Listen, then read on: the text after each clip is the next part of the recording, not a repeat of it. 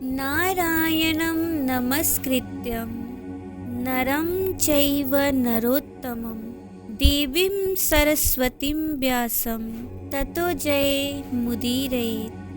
आप सुन रहे हैं जीवन एंड इमोशन द्वारा प्रसारित श्रीमद् भागवत महापुराण।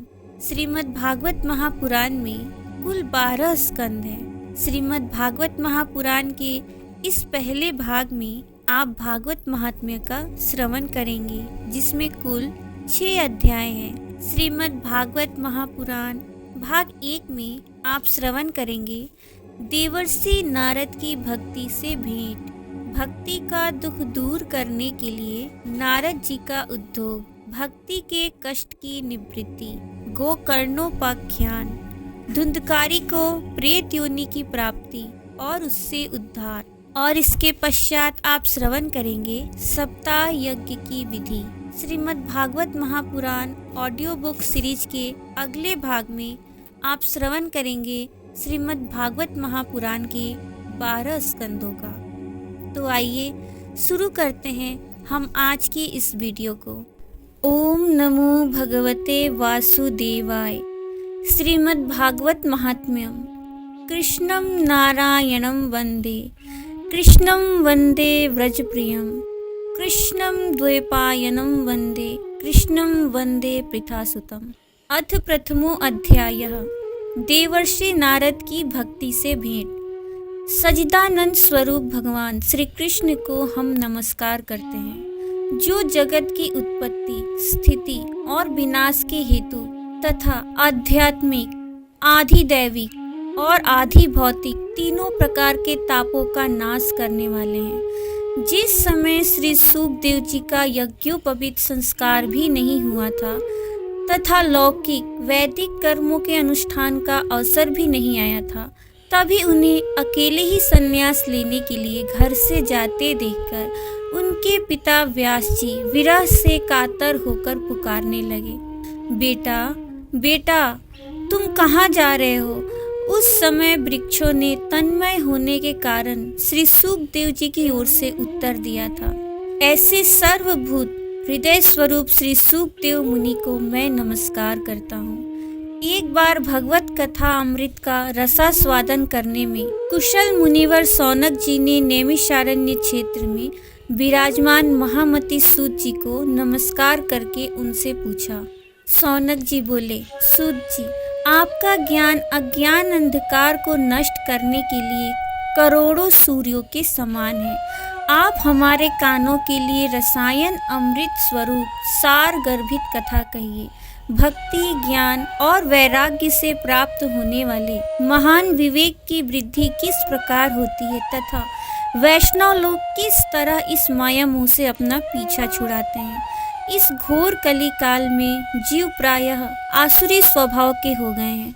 विविध कलेशों से आक्रांत इन जीवों को शुद्ध दैवी शक्ति संपन्न बनाने का सर्वश्रेष्ठ उपाय क्या है? आप हमें कोई ऐसा शाश्वत साधन बताइए जो सबसे अधिक कल्याणकारी तथा पवित्र करने वालों में भी पवित्र हो तथा जो भगवान श्री कृष्ण की प्राप्ति करा दे। चिंतामणि केवल लौकिक सुख दे सकती है और कल्प वृक्ष अधिक से अधिक स्वर्गीय संपत्ति दे सकता है, परंतु गुरुदेव प्रसन्न होकर भगवान का योगी दुर्लभ नित्य वैकुंठ धाम दे देते हैं। सूत जी ने कहा, सौनक जी, तुम्हारे हृदय में भगवान का प्रेम है, इसलिए मैं विचार कर तुम्हें संपूर्ण सिद्धांतों का निष्कर्ष सुनाता हूँ, जो जन्म मृत्यु के भय का नाश कर देता है, जो भक्ति के प्रवाह को बढ़ाता है और भगवान श्री कृष्ण की प्रसन्नता का प्रधान कारण है। मैं तुम्हें वह साधन बताता हूँ, उसे सावधान होकर सुनो। श्री सुखदेव जी ने कलयुग में जीवों के काल रूपी सर्प के मुख का ग्रास होने के त्रास का आत्यंतिक नाश करने के लिए श्रीमद् भागवत शास्त्र का प्रवचन किया है। मन की शुद्धि के लिए इससे बढ़कर कोई साधन नहीं है। जब मनुष्य के जन्म जन्मांतर का पुण्य उदय होता है, तभी उसे इस भागवत शास्त्र की प्राप्ति होती है। जब सुखदेव जी राजा परीक्षित को यह कथा सुनाने के लिए सभा में विराजमान हुए, तब देवता लोग उनके पास अमृत का कलश लेकर आए। देवता अपना काम बनाने में बड़े कुशल होते हैं, अतः यहाँ भी सबने सूकदेव मुनि को नमस्कार करके कहा, आप यह अमृत लेकर बदले में हमें कथा अमृत का दान दीजिए। इस प्रकार परस्पर विनिमय अदला बदली हो जाने पर राजा परीक्षित अमृत का पान करें और हम सब श्रीमद् भागवत रूप अमृत का पान करेंगे। इस संसार में कहाँ कांच और कहाँ महामूल्य मणि तथा कहाँ सुधा और कहाँ कथा। श्री सूकदेव जी ने यह सोचकर उस समय देवताओं की हंसी उड़ा दी। उन्हें भक्ति शून्य कथा का अनाधिकारी जानकर कथा अमृत का दान नहीं किया। इस प्रकार यह श्रीमद् भागवत की कथा देवताओं को भी दुर्लभ है। पूर्व काल में श्रीमद् भागवत के श्रवण से ही राजा परीक्षित की मुक्ति देखकर ब्रह्मा जी को भी बड़ा आश्चर्य हुआ था। उन्होंने सत्य लोक में तराजू बांधकर सब साधनों को तौला। अन्य सभी साधन तौल में हल्के पड़ गए। अपने महत्व के कारण भागवत ही सबसे भारी रहा। यह देखकर सभी ऋषियों को बड़ा विस्मय हुआ। उन्होंने कलयुग में इस भगवत रूप भागवत शास्त्र को ही पढ़ने सुनने से तत्काल मोक्ष देने वाला निश्चय किया। सप्ताह विधि से श्रवण करने पर यह निश्चय भक्ति प्रदान करता है। पूर्व काल में इसे दयापरायण सनकादि ने देवर्षि नारद को सुनाया था। यद्यपि देवर्षि ने पहले ब्रह्मा जी के मुख से इसे श्रवण कर लिया था, तथापि सप्ताह श्रवण की विधि तो उन्हें सनकादि ने ही बताई थी। सौनक जी ने पूछा, सांसारिक प्रपंच से मुक्त एवं विचरणशील नारद जी का सनकादि के साथ संयोग कहाँ हुआ और विधि विधान के श्रवण में उनकी प्रीति कैसे हुई? सूत जी ने कहा, अब मैं तुम्हें वह भक्तिपूर्ण कथानक सुनाता हूँ जो श्री सूकदेव जी ने मुझे अपना अनन्य शिष्य जानकर एकांत में सुनाया था। एक दिन विशालपुरी में वे चारों निर्मल ऋषि सत्संग के लिए आए। वहां उन्होंने नारद जी को देखा। सनकादि ने पूछा, ब्राह्मण, आपका मुख उदास क्यों हो रहा है? आप चिंतातुर कैसे हैं? इतनी जल्दी जल्दी आप कहाँ जा रहे हैं और आपका आगमन कहाँ से हो रहा है? इस समय तो आप उस पुरुष के समान व्याकुल जान पड़ते हैं जिसका सारा धन लूट गया हो। आप जैसे आसक्ति रहित पुरुषों के लिए यह उचित नहीं है। इसका कारण बताइए। नारद जी ने कहा, मैं सर्वोत्तम लोक समझकर पृथ्वी में आया था। यहाँ पुष्कर, प्रयाग, काशी, गोदावरी, नासिक, हरिद्वार, कुरुक्षेत्र, श्रीरंग और सेतुबंध आदि कई तीर्थों में मैं इधर उधर विचरता रहा, किंतु मुझे कहीं भी मन को संतोष देने वाली शांति नहीं मिली। इस समय अधर्म के सहायक कली युग ने सारी पृथ्वी को पीड़ित कर रखा है। अब यहाँ सत्य, तप, शौच, बाहर भीतर की पवित्रता, दया, दान आदि कुछ भी नहीं है। बेचारे जीव केवल अपना पेट पालने में लगे हुए हैं। वे असत्यभाषी, आलसी, मंदबुद्धि, भाग्यहीन, उपद्रवग्रस्त हो गए हैं। जो साधु संत कहे जाते हैं वे पूरे पाखंडी हो गए हैं। देखने में तो वे विरक्त हैं, किंतु स्त्री, धन आदि सभी का परिग्रह करते हैं। घरों में स्त्रियों का राज्य है। साले सलाहकार बने हुए हैं। लोभ से लोग कन्या विक्रय करते हैं और स्त्री पुरुषों में कलह मचा रहता है। महात्माओं के आश्रम, तीर्थ और नदियों पर यवनों, विधर्मियों का अधिकार हो गया है। उन दुष्टों ने बहुत से देवालय भी नष्ट कर दिए हैं। इस समय यहाँ न कोई योगी है, न सिद्ध है, न ज्ञानी है और न सत्कर्म करने वाला ही है। सारे साधन इस समय कलिरूप दावानल से जलकर भस्म हो गए हैं। इस कलयुग में सभी देशवासी बाजारों में अन्न बेचने लगे हैं। ब्राह्मण लोग पैसा लेकर वेद पढ़ाते हैं और स्त्रियां वैश्यावृत्ति से निर्वाह करने लगी हैं। इस तरह कलयुग के दोष देखता और पृथ्वी पर विचरता हुआ मैं यमुना जी के तट पर पहुंचा, जहां भगवान श्री कृष्ण की अनेकों लीलाएं हो चुकी हैं। मुनिवरों सुनिए, वहां मैंने एक बड़ा आश्चर्य देखा। वहां एक युवती स्त्री खिन्न मन से बैठी थी। उसके पास दो वृद्ध पुरुष अचेत अवस्था में पड़े जोर जोर से सांस ले रहे थे। वह तरुणी उनकी सेवा करती हुई कभी उन्हें चेत कराने का प्रयत्न करती और कभी उनके आगे रोने लगती थी। वह अपने शरीर के रक्षक परमात्मा को दसों दिशाओं में देख रही थी। उसके चारों ओर सैकड़ों स्त्रियां उसे पंखा झल रही थी और बार बार समझाती जाती थी। दूर से यह सब चरित्र देखकर मैं कुतूहलवश उसके पास चला गया। मुझे देखकर वह युवती खड़ी हो गई और बड़ी व्याकुल होकर कहने लगी। युवती ने कहा, अजी महात्मा जी, क्षण भर ठहर जाइए और मेरी चिंता को भी नष्ट कर दीजिए। आपका दर्शन तो संसार के सभी पापों को सर्वथा नष्ट कर देने वाला है। आपके वचनों से मेरे दुख की भी बहुत कुछ शांति हो जाएगी। मनुष्य का जब बड़ा भाग्य होता है तभी आपके दर्शन हुआ करते हैं। नारद जी कहते हैं, तब मैंने उस स्त्री से पूछा, देवी तुम कौन हो? ये दोनों पुरुष तुम्हारे क्या होते हैं और तुम्हारे पास ये कमल नयनी देवियां कौन है? तुम हमें विस्तार से अपने दुख का कारण बताओ। युवती ने कहा, मेरा नाम भक्ति है। ये ज्ञान और वैराग्य नामक मेरे पुत्र हैं। समय के फेर से ही ये ऐसे जर्जर हो गए हैं। ये देवियां गंगा जी आदि नदियां हैं। ये सब मेरी सेवा करने के लिए ही आई हैं। इस प्रकार साक्षात देवियों के द्वारा सेवित होने पर भी मुझे सुख शांति नहीं है। तपोधन, अब ध्यान देकर मेरा वृतांत सुनिए। मेरी कथा वैसे तो प्रसिद्ध है, फिर भी उसे सुनकर आप मुझे शांति प्रदान करें। मैं द्रविड़ देश में उत्पन्न हुई, कर्नाटक में बढ़ी, कहीं कहीं महाराष्ट्र में सम्मानित हुई, किंतु गुजरात में मुझको बुढ़ापे ने आ घेरा। वहाँ घोर कलयुग के प्रभाव से पाखंडियों ने मुझे अंग भंग कर दिया। चिरकाल तक यह अवस्था रहने के कारण मैं अपने पुत्रों के साथ दुर्बल और निस्तेज हो गई हूँ। अब जब से मैं वृंदावन आई तब से पुनः परम सुंदरी स्वरूपवती नव युवती हो गई हूँ, किंतु सामने पड़े हुए ये दोनों मेरे पुत्र थके मांदे दुखी हो रहे हैं। अब मैं यह स्थान छोड़कर अन्यत्र जाना चाहती हूँ। ये दोनों बूढ़े हो गए हैं, इसी दुख से मैं दुखी हूँ। मैं तरुणी क्यों और ये दोनों मेरे पुत्र बूढ़े क्यों? हम तीनों साथ साथ रहने वाले हैं, फिर भी यह विपरीतता क्यों? होना तो यह चाहिए कि माता बूढ़ी हो और पुत्र तरुण। इसी से मैं आश्चर्यचकित चित्त से अपनी इस अवस्था पर शोक करती रहती हूँ। आप परम बुद्धिमान एवं योग निधि हैं, इसका क्या कारण हो सकता है, बताइए। नारद जी ने कहा, साध्वी, मैं अपने हृदय में ज्ञान दृष्टि से तुम्हारे संपूर्ण दुख का कारण देखता हूँ। तुम्हें विषाद नहीं करना चाहिए। श्री हरि तुम्हारा कल्याण करेंगे। सूत जी कहते हैं, मुनिवर नारद जी ने एक क्षण में ही उसका कारण जानकर कहा। नारद जी ने कहा, देवी सावधान होकर सुनो, यह दारुण कलयुग है। इसी से इस समय सदाचार, योग मार्ग और तप आदि सभी लुप्त हो गए हैं। लोग सठता और दुष्कर्म में लगकर अघासुर बन रहे हैं। संसार में जहाँ देखो वहीं सत्पुरुष दुख से म्लान हैं और दुष्ट सुखी हो रहे हैं। इस समय जिस बुद्धिमान पुरुष का धैर्य बना रहे वही बड़ा ज्ञानी या पंडित है।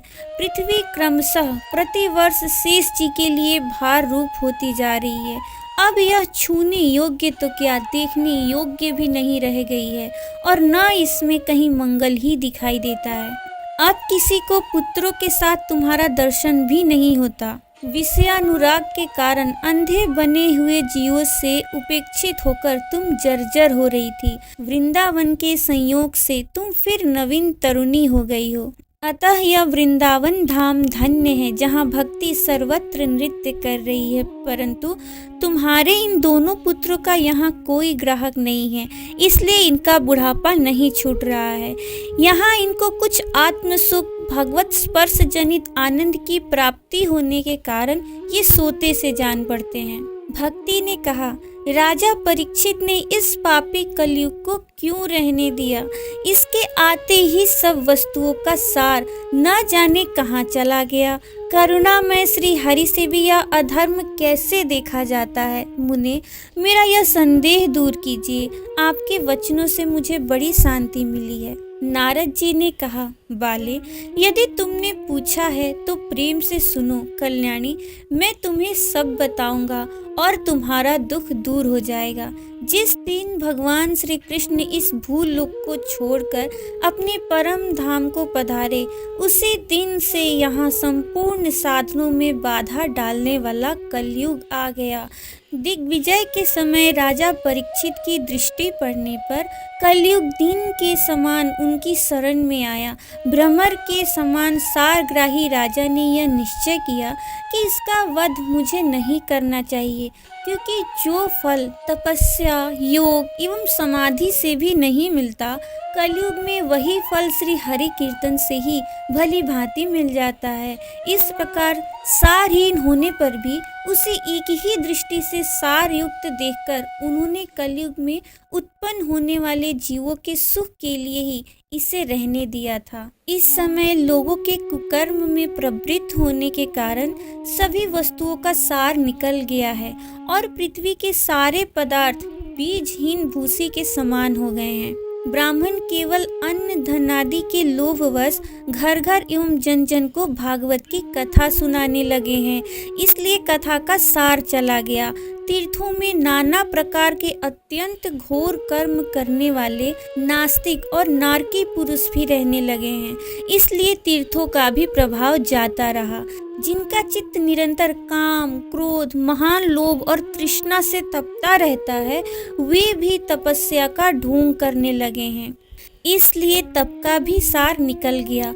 मन पर काबू न होने के कारण तथा लोभ, दंभ और पाखंड का आश्रय लेने के कारण एवं शास्त्र का अभ्यास न करने से ध्यान योग का फल मिट गया। पंडितों की यह दशा है कि वे अपनी स्त्रियों के साथ पशु की तरह रमण करते हैं, उनमें संतान पैदा करने की ही कुशलता पाई जाती है। मुक्ति साधन में वे सर्वथा अकुशल हैं।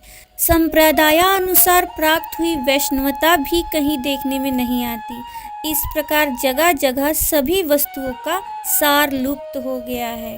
यह तो इस युग का स्वभाव ही है, इसमें किसी का दोष नहीं है। इसी से पुंडरीकाक्ष भगवान बहुत समीप रहते हुए भी यह सब सह रहे हैं। सूत जी कहते हैं, सौनक जी, इस प्रकार देवर्षि नारद के वचन सुनकर भक्ति को बड़ा आश्चर्य हुआ। फिर उसने जो कुछ कहा उसे सुनिए। भक्ति ने कहा, देवर्षि आप धन्य हैं, मेरा बड़ा सौभाग्य था जो आपका समागम हुआ। संसार में साधुओं का दर्शन ही समस्त सिद्धियों का परम कारण है। आपका केवल एक बार का उपदेश धारण करके कयाधु कुमार प्रहलाद ने माया पर विजय प्राप्त कर ली थी। ध्रुव ने भी आपकी कृपा से ही ध्रुव पद प्राप्त किया था।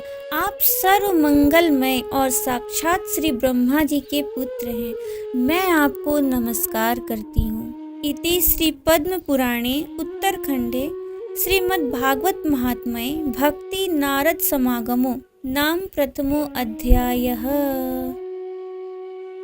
अथ द्वितीयो अध्यायः। भक्ति का दुख दूर करने के लिए नारद जी का उद्योग। नारद जी ने कहा, बाले, तुम व्यर्थ ही अपने को क्यों खेद में डाल रही हो? अरे तुम इतनी चिंतातुर क्यों हो? भगवान श्री कृष्ण के चरण कमलों का चिंतन करो, उनकी कृपा से तुम्हारा सारा दुख दूर हो जाएगा। जिन्होंने कौरवों के अत्याचार से द्रौपदी की रक्षा की थी और गोप सुंदरियों को सनाथ किया था, वे श्री कृष्ण कहीं चले थोड़े ही गए हैं। फिर तुम तो भक्ति हो और सदा उन्हें प्राणों से भी प्यारी हो। तुम्हारे बुलाने पर तो भगवान नीचों के घरों में भी चले जाते हैं। सत्य, त्रेता और द्वापर, इन 3 युगों में ज्ञान और वैराग्य मुक्ति के साधन थे, किंतु कलयुग में तो केवल भक्ति ही ब्रह्म सायुज्य मोक्ष की प्राप्ति कराने वाली है।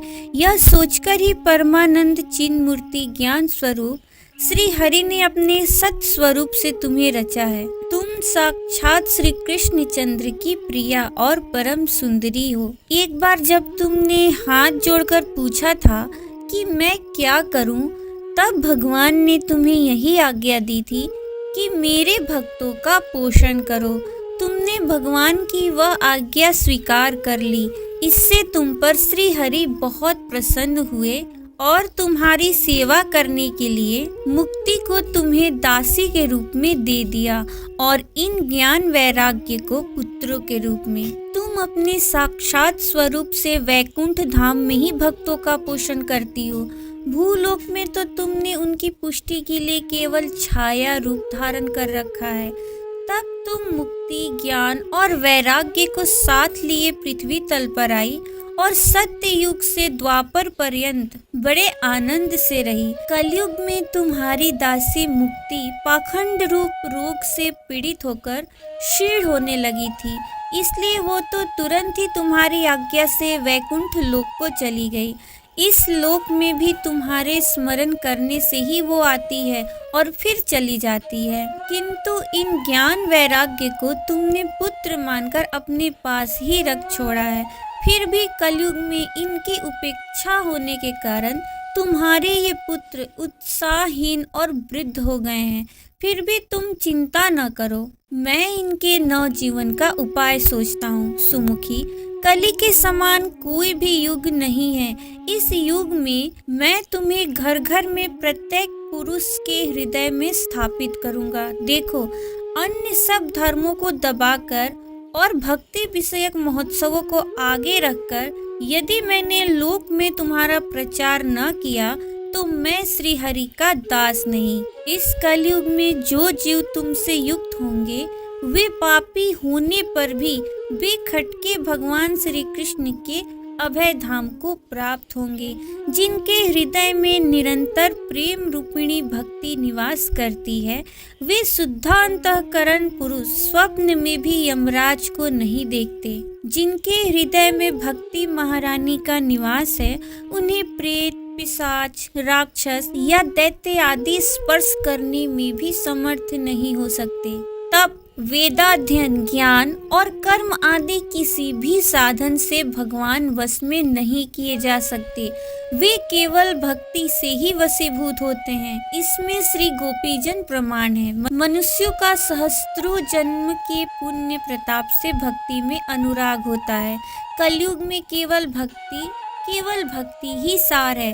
भक्ति से तो साक्षात श्री कृष्ण चंद्र सामने उपस्थित हो जाते हैं। जो लोग भक्ति से द्रोह करते हैं वे तीनों लोकों में दुख ही दुख पाते हैं। पूर्व काल में भक्त का तिरस्कार करने वाले दुर्वासा ऋषि को बड़ा कष्ट उठाना पड़ा था। बस व्रत, तीर्थ, योग, यज्ञ और ज्ञान चर्चा आदि बहुत से साधनों की कोई आवश्यकता नहीं है। एकमात्र भक्ति ही मुक्ति देने वाली है। सूत जी कहते हैं, इस प्रकार नारद जी के निर्णय किए हुए अपने महात्म्य को सुनकर भक्ति के सारे अंग पुष्ट हो गए और वे उनसे कहने लगी। भक्ति ने कहा, नारद जी आप धन्य हैं, आपकी मुझ में निश्चल प्रीति है। मैं सदा आपके हृदय में रहूंगी, कभी आपको छोड़कर नहीं जाऊंगी। साधो, आप बड़े कृपालु हैं। आपने क्षण भर में ही मेरा सारा दुख दूर कर दिया, किंतु अभी मेरे पुत्रों में चेतना नहीं आई है। आप इन्हें शीघ्र ही सचेत कर दीजिए, जगा दीजिए। सूत जी कहते हैं, भक्ति के ये वचन सुनकर नारद जी को बड़ी करुणा आई और वे उन्हें हाथ से हिला डुलाकर जगाने लगे। फिर उनके कान के पास मुंह लगाकर जोर से कहा, ओ ज्ञान जल्दी जग पड़ो, ओ वैराग्य जल्दी जग पड़ो। फिर उन्होंने वेद ध्वनि, वेदांत घोष और बार बार गीता पाठ करके उन्हें जगाया।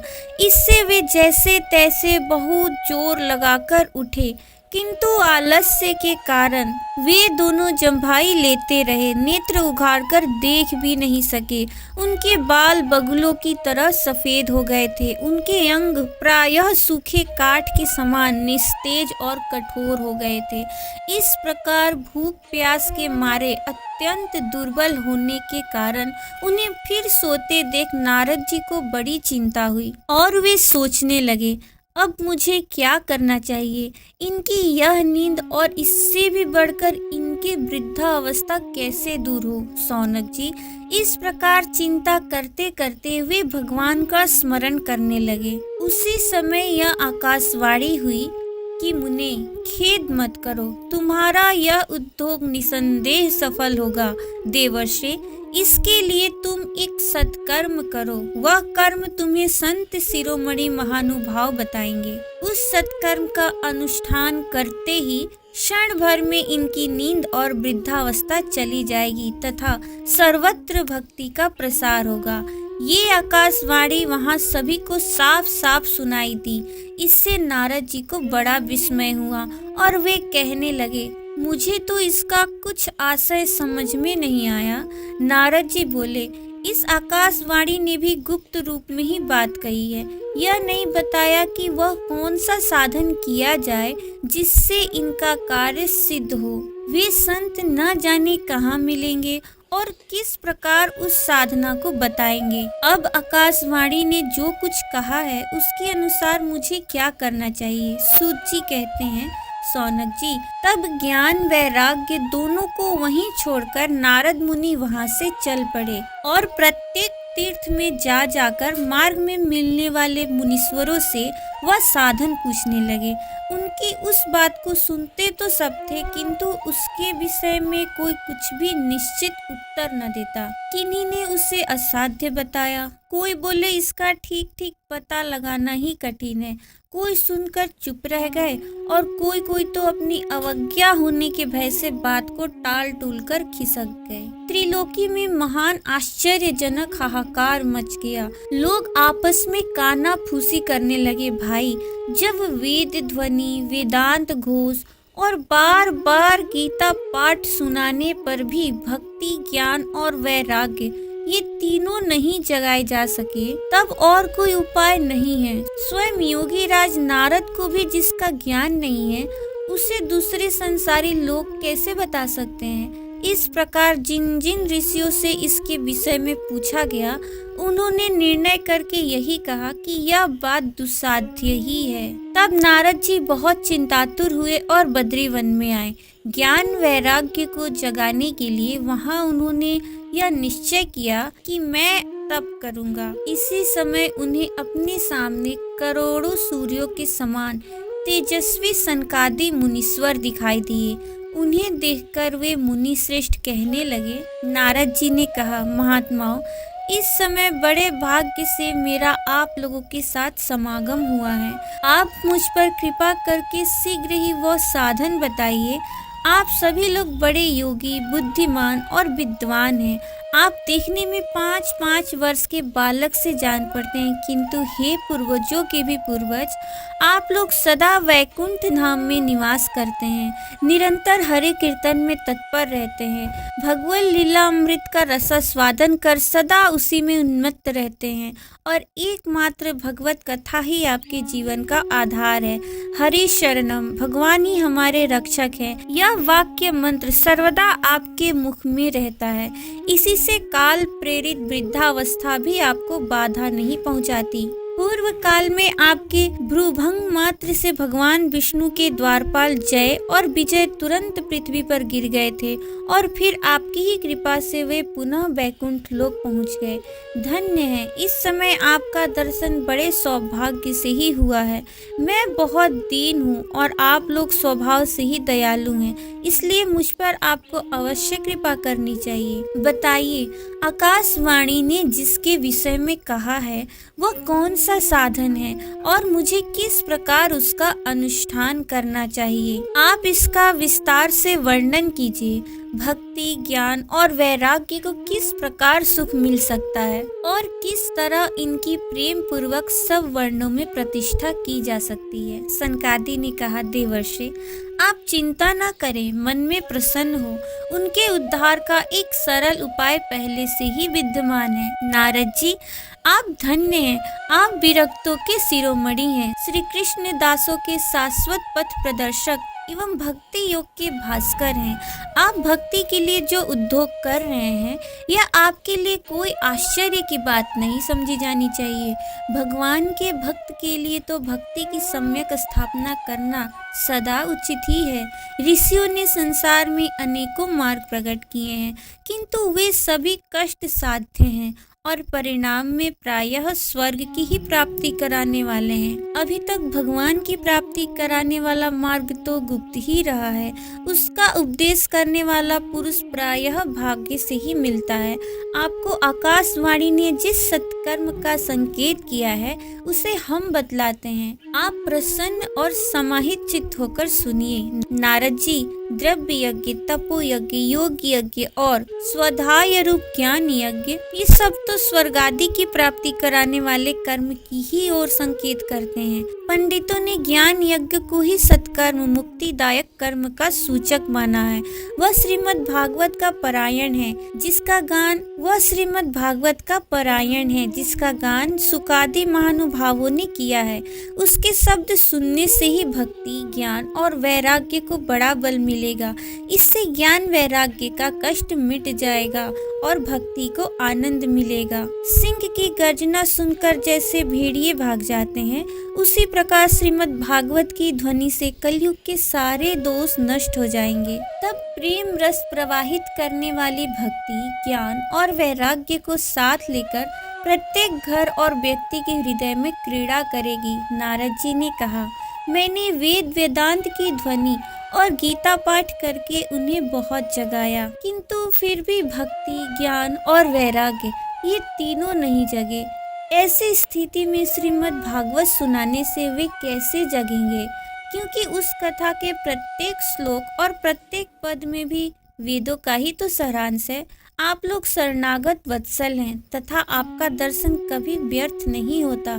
इसलिए मेरा यह संदेह दूर कीजिए, इस कार्य में विलंब न कीजिए। सनकादि ने कहा, श्रीमद् भागवत की कथा वेद और उपनिषदों के सार से बनी है, इसलिए उनसे अलग उनकी फल रूपा होने के कारण वह बड़ी उत्तम जान पड़ती है। जिस प्रकार रस वृक्ष की जड़ से लेकर शाखाग्र पर्यंत रहता है, किंतु इस स्थिति में उसका आस्वादन नहीं किया जा सकता, वही जब अलग होकर फल के रूप में आ जाता है तब संसार में सभी को प्रिय लगने लगता है। दूध में घी रहता ही है, किंतु उस समय उसका अलग स्वाद नहीं मिलता, वही जब उससे अलग हो जाता है तब देवताओं के लिए भी स्वाद वर्धक हो जाता है। खांड ईख के ओर छोर और बीच में भी व्याप्त रहती है, तथापि अलग होने पर उसकी कुछ और ही मिठास होती है। ऐसी ही यह भागवत की कथा है। यह भागवत पुराण वेदों के समान है। श्री व्यास देव ने इसे भक्ति, ज्ञान और वैराग्य की स्थापना के लिए प्रकाशित किया है। पूर्व काल में जिस समय वेद, वेदांत के पारगामी और गीता की भी रचना करने वाले भगवान व्यास देव खिन्न होकर अज्ञान समुद्र में गोते खा रहे थे, उस समय आपने ही उन्हें 4 श्लोकों में इसका उपदेश किया था। उसे सुनते ही उनकी सारी चिंता दूर हो गई थी। फिर इसमें आपको आश्चर्य क्यों हो रहा है जो आप हमसे प्रश्न कर रहे हैं? आपको उन्हें शोक और दुख का विनाश करने वाला श्रीमद् भागवत पुराण ही सुनाना चाहिए। नारद जी ने कहा, महानुभाव, आपका दर्शन जीव के संपूर्ण पापों को तत्काल नष्ट कर देता है और जो संसार दुख रूप दावानल से तपे हुए हैं उन पर शीघ्र ही शांति की वर्षा करता है। आप निरंतर शेष जी के सहस्त्र मुखों से गाए हुए भगवत कथा अमृत का ही पान करते रहते हैं। मैं प्रेम लक्षणा भक्ति का प्रकाश करने के उद्देश्य से आपकी शरण लेता हूँ। जब अनेकों जन्मों के संचित पुण्य पुंज का उदय होने से मनुष्य को सत्संग मिलता है, तब वह उसके अज्ञान जनित मोह और मद रूप अंधकार का नाश करके विवेक उदय होता है। इति श्री पद्म पुराणे उत्तरखंडे श्रीमद् भागवत महात्म्ये कुमार नारदो संवादो नाम द्वितीयो अध्यायः। अथ तृतीयो अध्यायः। भक्ति के कष्ट की निवृत्ति। नारद जी कहते हैं, अब मैं भक्ति, ज्ञान और वैराग्य को स्थापित करने के लिए प्रयत्न पूर्वक श्री सुखदेव जी के कहे हुए भागवत शास्त्र की कथा द्वारा उज्जवल ज्ञान यज्ञ करूंगा। यह यज्ञ मुझे कहाँ करना चाहिए? आप इसके लिए कोई स्थान बता दीजिए। आप लोग वेद के पारगामी हैं, इसलिए मुझे इस सुख शास्त्र की महिमा सुनाइए। यह भी बताइए कि श्रीमद् भागवत की कथा कितने दिनों में सुनानी चाहिए और उसके सुनने की विधि क्या है? सनकादि बोले, नारद जी, आप बड़े विनीत और विवेकी हैं। सुनिए, हम आपको ये सब बात बताते हैं। हरिद्वार के पास आनंद नाम का एक घाट है। वहाँ अनेकों ऋषि रहते हैं तथा देवता और सिद्ध लोग भी उसका सेवन करते रहते हैं। भांति भांति के वृक्ष और लताओं के कारण वह बड़ा सघन है और वहाँ बड़ी कोमल नवीन बालू बिछी हुई है। वह घाट बड़ा ही सुरम्य और एकांत प्रदेश में है। वहाँ हर समय सुनहले कमलों की सुगंध आया करती है। उसके आसपास रहने वाले सिंह, हाथी आदि परस्पर विरोधी जीवों के चित्त में भी वैर भाव नहीं है। वहाँ आप बिना किसी विशेष प्रयत्न के ही ज्ञान यज्ञ आरंभ कर दीजिए।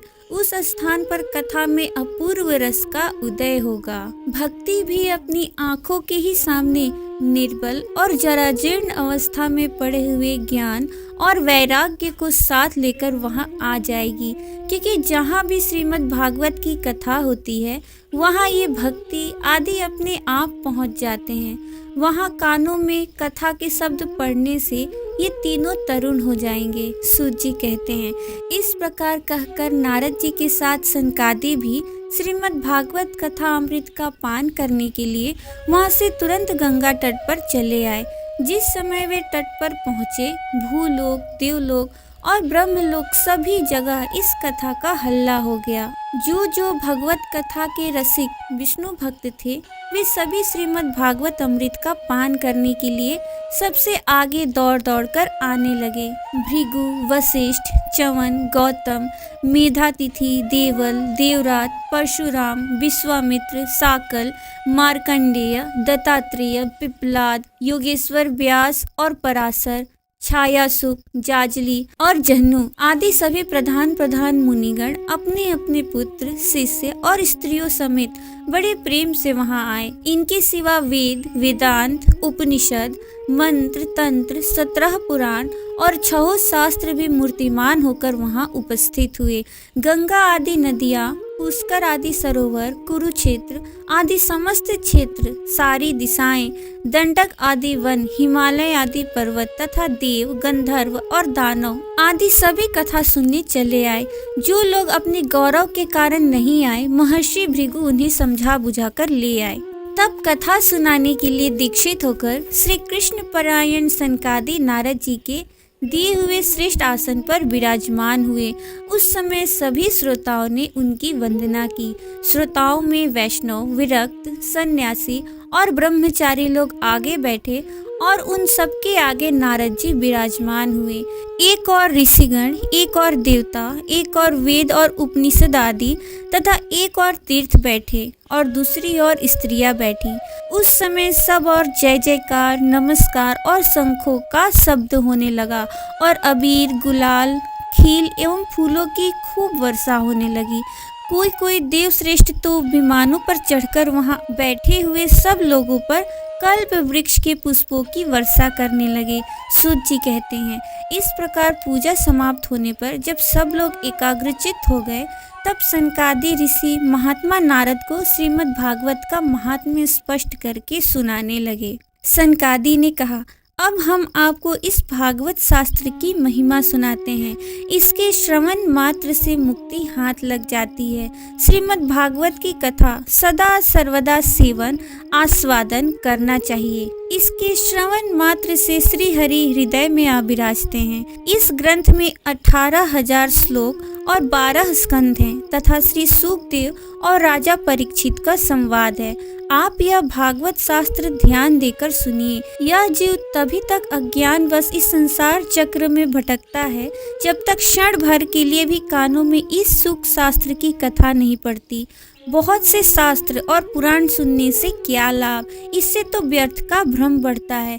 मुक्ति देने के लिए तो एकमात्र भागवत शास्त्र ही गरज रहा है। जिस घर में नित्य प्रति श्रीमद् भागवत की कथा होती है वह तीर्थ रूप हो जाता है और जो लोग उसमें रहते हैं उनके सारे पाप नष्ट हो जाते हैं। हजारों अश्वमेध और सैकड़ों वाजपेय यज्ञ इस सुख शास्त्र की कथा का 16वां अंश भी नहीं हो सकते।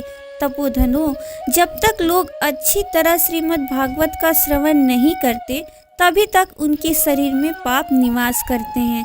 फल की दृष्टि से इस सुख शास्त्र कथा की समता गंगा, गया, काशी, पुष्कर या प्रयाग कोई तीर्थ भी नहीं कर सकता। यदि आपको परम गति की इच्छा है तो अपने मुख से ही श्रीमद् भागवत के आधे अथवा चौथाई श्लोक का भी नित्य नियम पूर्वक पाठ कीजिए। ओमकार, गायत्री, पुरुष सूक्त, तीनों वेद, श्रीमद् भागवत, ओम नमो भगवते वासुदेवाय, यह द्वादशाक्षर मंत्र 12 मूर्तियों वाले सूर्य भगवान, प्रयाग, संवत्सर रूप, काल, ब्राह्मण, अग्निहोत्र, गौ, द्वादशी तिथि, तुलसी, वसंत ऋतु और भगवान पुरुषोत्तम, इन सब में बुद्धिमान लोग वस्तुतः कोई अंतर नहीं मानते। जो पुरुष अहर्निश अर्थ सहित श्रीमद् भागवत शास्त्र का पाठ करता है उसके करोड़ों जन्मों का पाप नष्ट हो जाता है, इसमें तनिक भी संदेह नहीं है। जो पुरुष नित्य प्रति भागवत का आधा या चौथाई श्लोक भी पढ़ता है उसे राजसूय और अश्वमेध यज्ञों का फल मिलता है। नित्य भागवत का पाठ करना, भगवान का चिंतन करना, तुलसी को सींचना और गौ की सेवा करना, ये चारों समान हैं। जो पुरुष अंत समय में श्रीमद् भागवत का वाक्य सुन लेता है उस पर प्रसन्न होकर भगवान उसे वैकुंठ धाम देते हैं।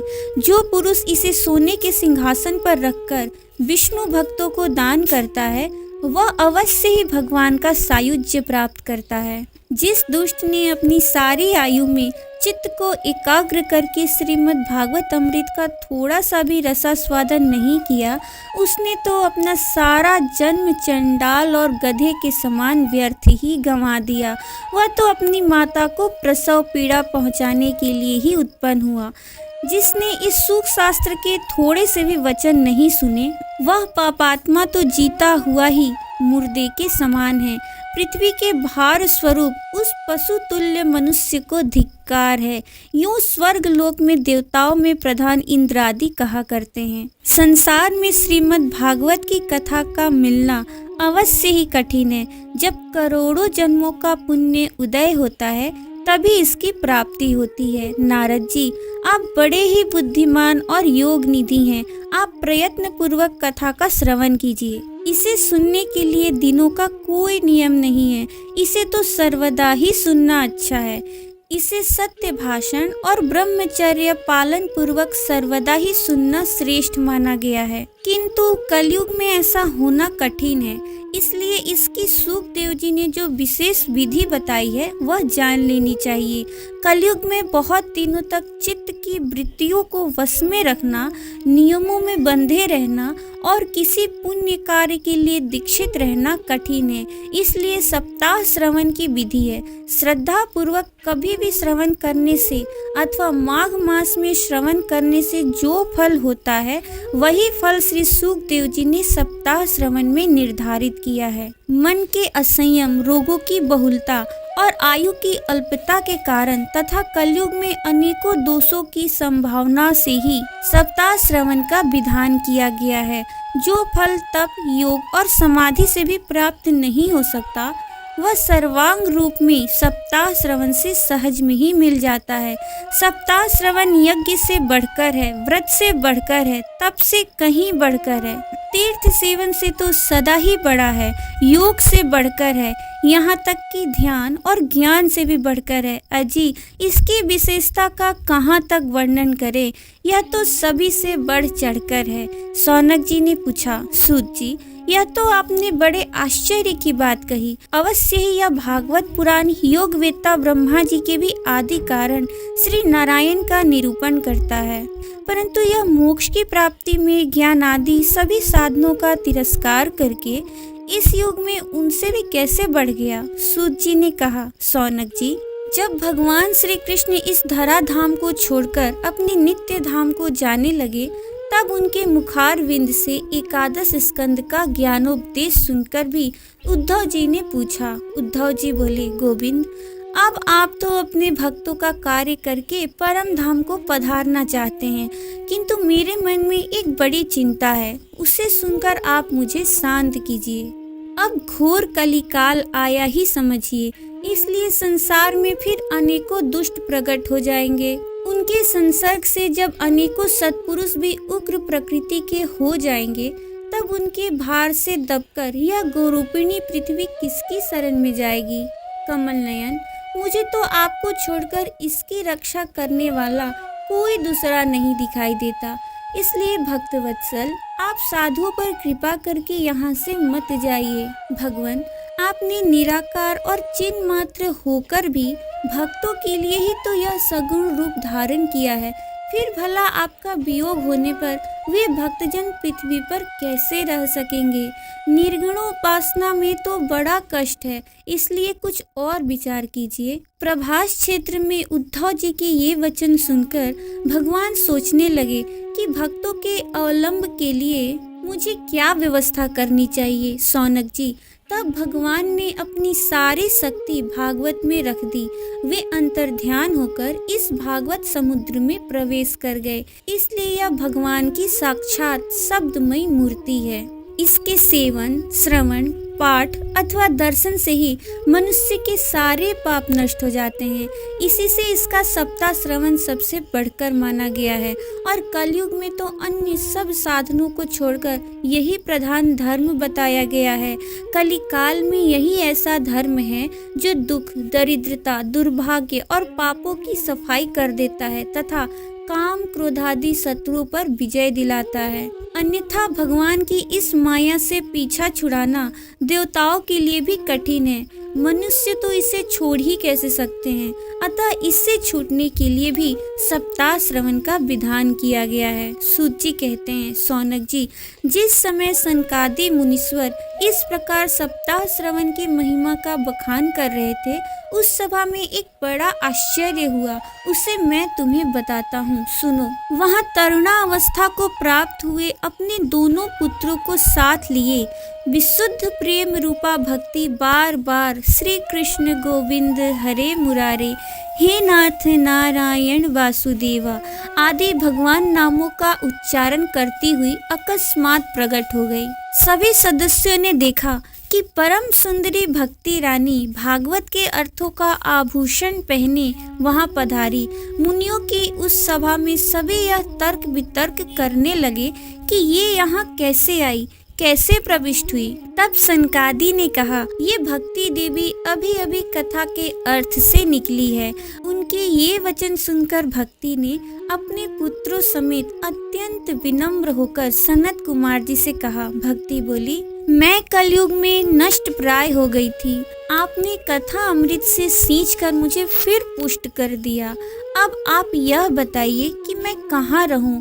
यह सुनकर सनकादि ने उससे कहा, तुम भक्तों को भगवान का स्वरूप प्रदान करने वाली, अनन्य प्रेम का संपादन करने वाली और संसार रोग को निर्मूल करने वाली हो। अतः तुम धैर्य धारण करके नित्य निरंतर विष्णु भक्तों के हृदय में ही निवास करो। ये कलयुग के दोष भले ही सारे संसार पर अपना प्रभाव डाले, किंतु वहाँ तुम पर इनकी दृष्टि भी नहीं पड़ सकेगी। इस प्रकार उनकी आज्ञा पाते ही भक्ति तुरंत भगवत भक्तों के हृदयों में जा विराजी। जिनके हृदय में एकमात्र श्री हरि की भक्ति निवास करती है, वे त्रिलोकी में अत्यंत निर्धन होने पर भी परम धन्य हैं, क्योंकि इस भक्ति की डोरी से बंधकर तो साक्षात भगवान भी अपना परम धाम छोड़कर उनके हृदय में आकर बस जाते हैं। भूलोक में यह भागवत साक्षात परम ब्रह्म का विग्रह है।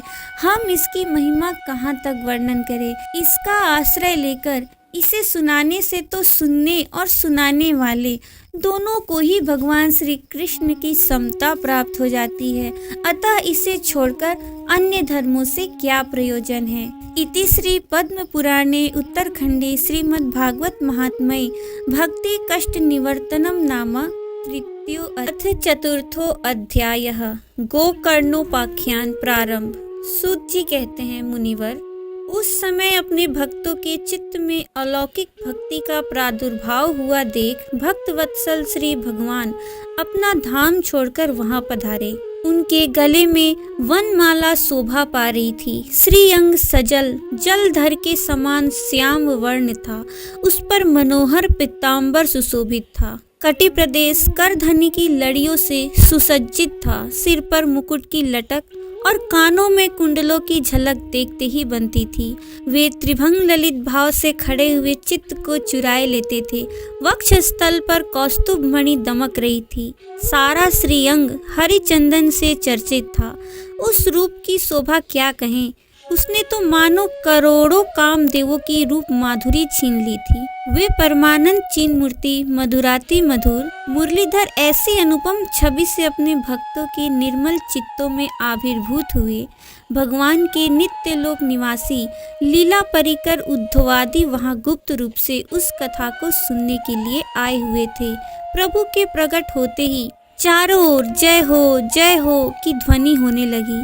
उस समय भक्ति रस का अद्भुत प्रवाह चला। बार बार अबीर गुलाल और पुष्पों की वर्षा तथा शंख ध्वनि होने लगी। उस सभा में जो लोग बैठे थे उन्हें अपने देह गेह और आत्मा की भी कोई सुधि न रही। उनकी ऐसी तन्मयता देखकर नारद जी कहने लगे, मुनीश्वरगण, आज सप्ताह श्रवण की मैंने यह बड़ी ही अलौकिक महिमा देखी। यहाँ तो जो बड़े मूर्ख, दुष्ट और पशु पक्षी भी हैं, वे सभी अत्यंत निष्पाप हो गए हैं।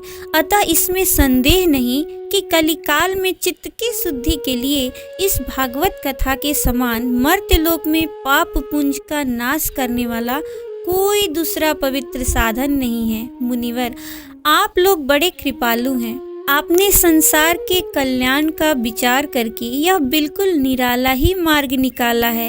आप कृपया यह तो बताइए कि इस कथा रूप सप्ताह यज्ञ के द्वारा संसार में कौन कौन लोग पवित्र हो जाते हैं। सनकादि ने कहा, जो लोग सदा तरह तरह के पाप किया करते हैं, निरंतर दुराचार में ही तत्पर रहते हैं और उल्टे मार्गों से चलते हैं, तथा जो क्रोधाग्नि से जलते रहने वाले कुटिल और काम परायण हैं, वे सभी इस कलयुग में सप्ताह यज्ञ से पवित्र हो जाते हैं। जो सत्य से च्युत माता पिता की निंदा करने वाले, तृष्णा के मारे व्याकुल, आश्रम धर्म से रहित, दंभी, दूसरों की उन्नति देखकर कूढ़ने वाले और दूसरों को दुख देने वाले हैं, वे भी कलयुग में सप्ताह यज्ञ से पवित्र हो जाते हैं। जो मदिरा पान, ब्रह्म हत्या, सुवर्ण की चोरी, गुरु स्त्री गमन और विश्वासघात, ये 5 महापाप करने वाले, छल छद्म परायण,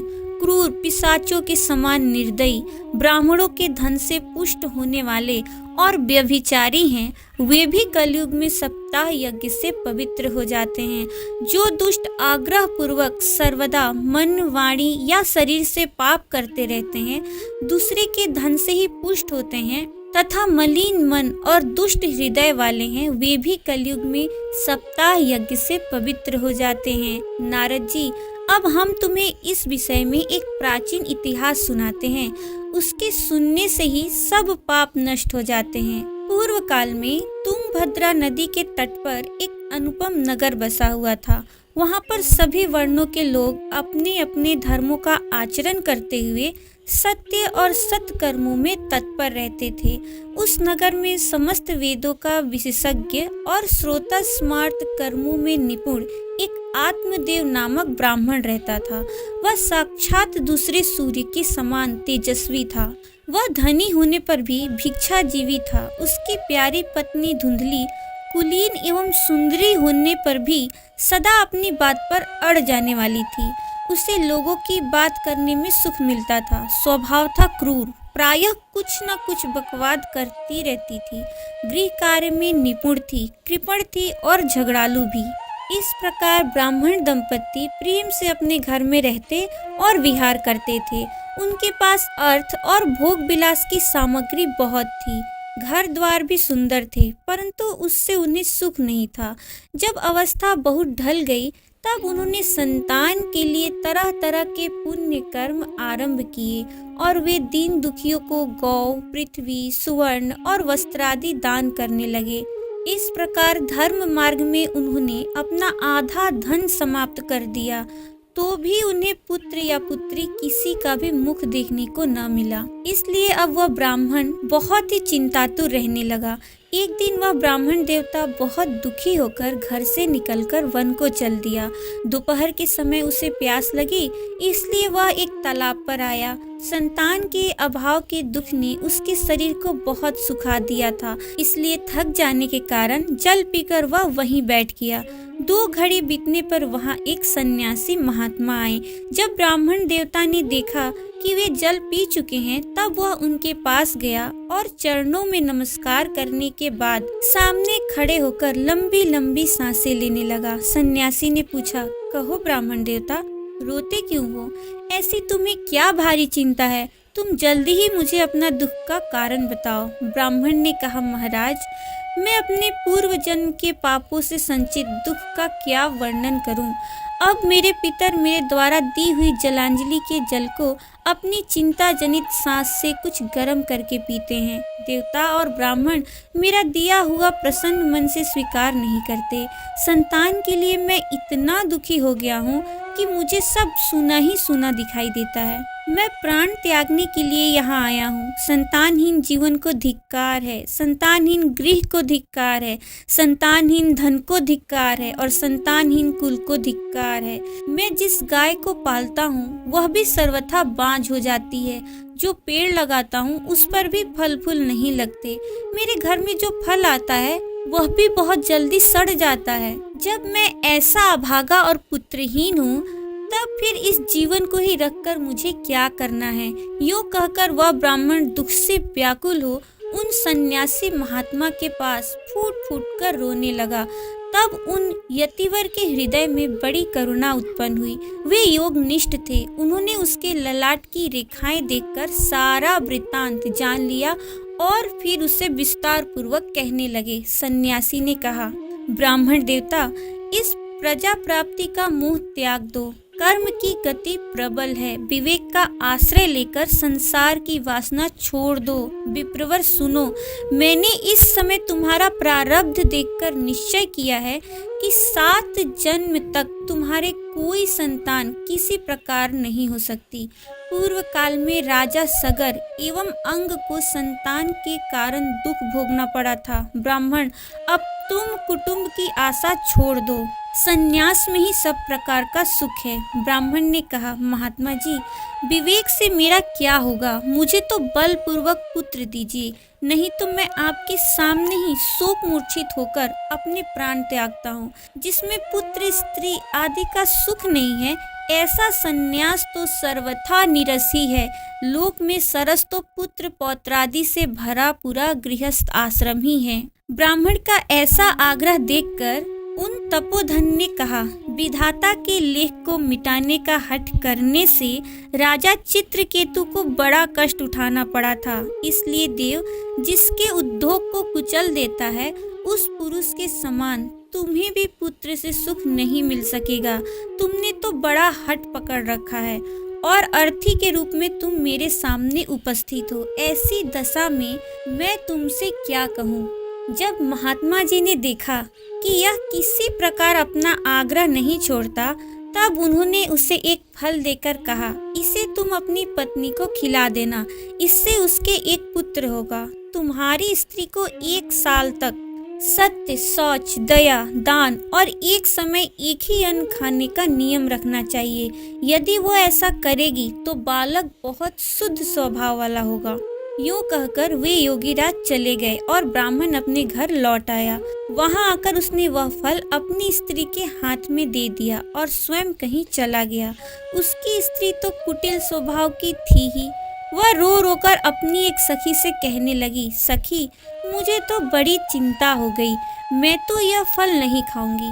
फल खाने से गर्भ रहेगा और गर्भ से पेट बढ़ जाएगा, फिर कुछ खाया पिया नहीं जाएगा। इससे मेरी शक्ति क्षीण हो जाएगी। तब बता, घर का धंधा कैसे होगा?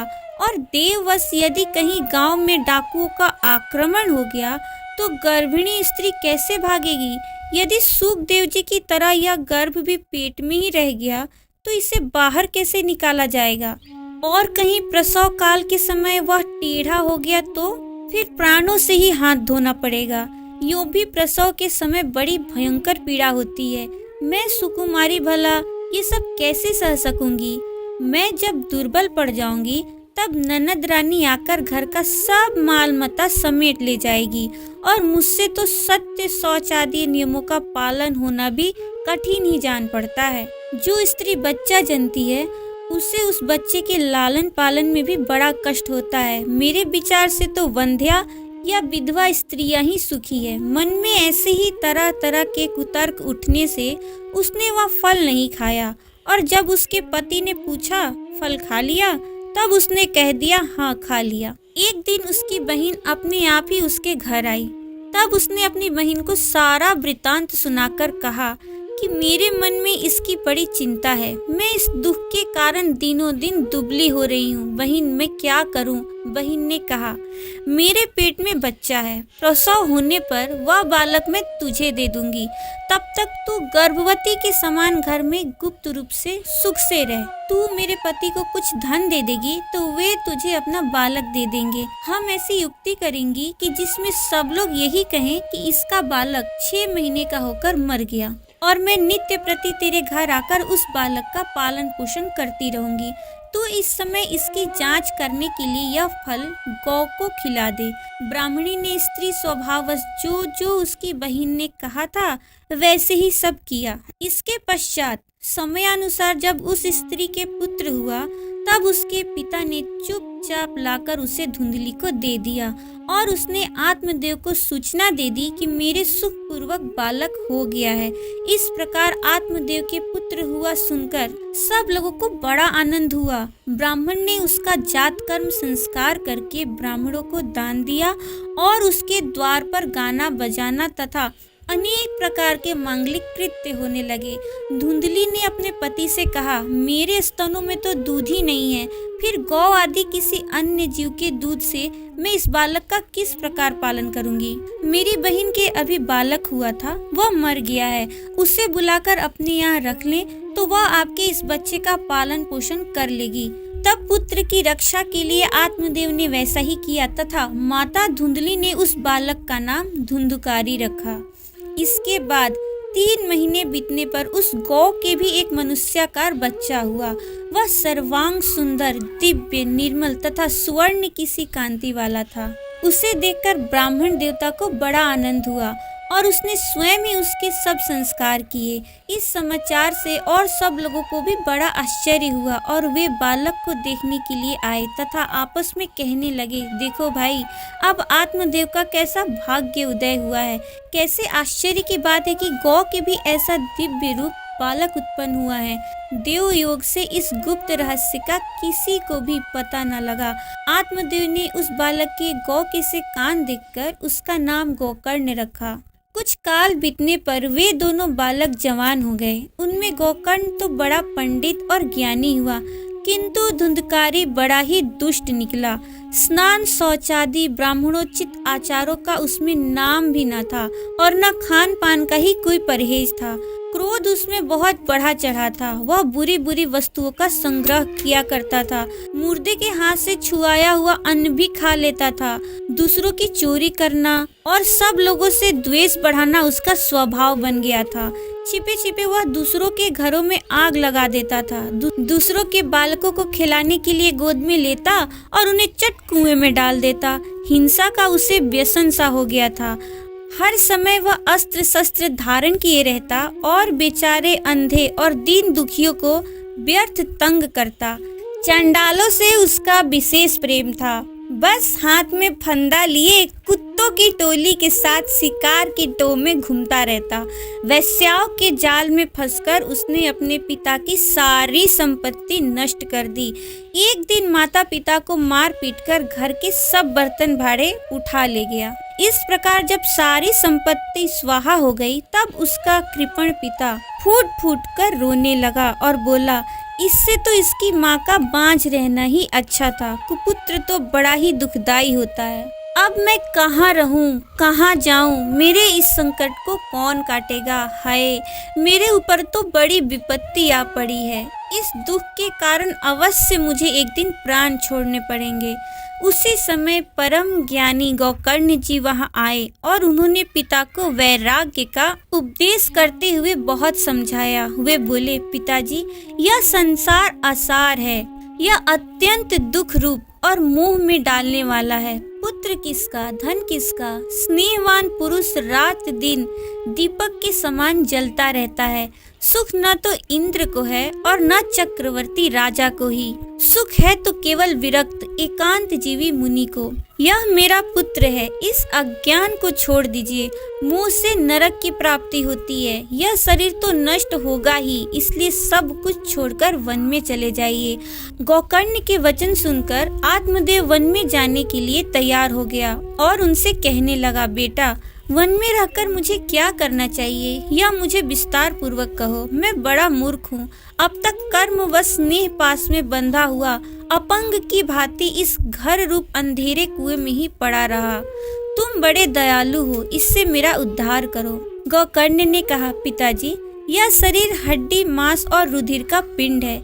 इसे आप मैं मानना छोड़ दें और स्त्री पुत्रादि को अपना कभी न माने।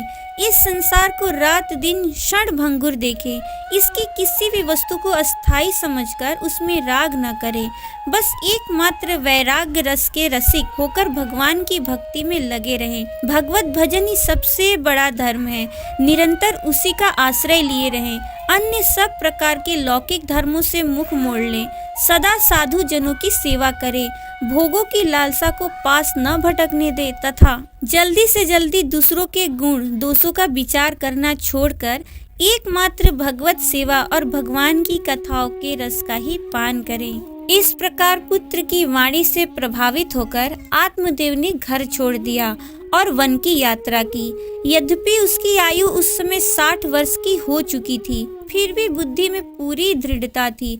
वहाँ रात दिन भगवान की सेवा पूजा करने से और नियम पूर्वक भागवत के 10वें स्कंद का पाठ करने से उसने भगवान श्री कृष्ण चंद्र को प्राप्त कर लिया।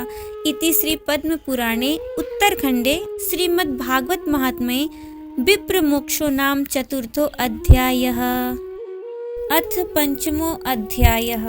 धुंधकारी को प्रेत योनि की प्राप्ति और उससे उद्धार। सूत जी कहते हैं, सौनक जी, पिता के वन चले जाने पर एक दिन धुंधकारी ने अपनी माता को बहुत पीटा और कहा, बता धन कहाँ रखा है, नहीं तो अभी तेरी लुआठी जलती लकड़ी से खबर लूंगा। उसकी इस धमकी से डरकर और पुत्र के उपद्रवों से दुखी होकर वह रात्रि के समय कुएं में जा गिरी और इसी से उसकी मृत्यु हो गई। योगनिष्ठ गोकर्ण जी तीर्थ यात्रा के लिए निकल गए।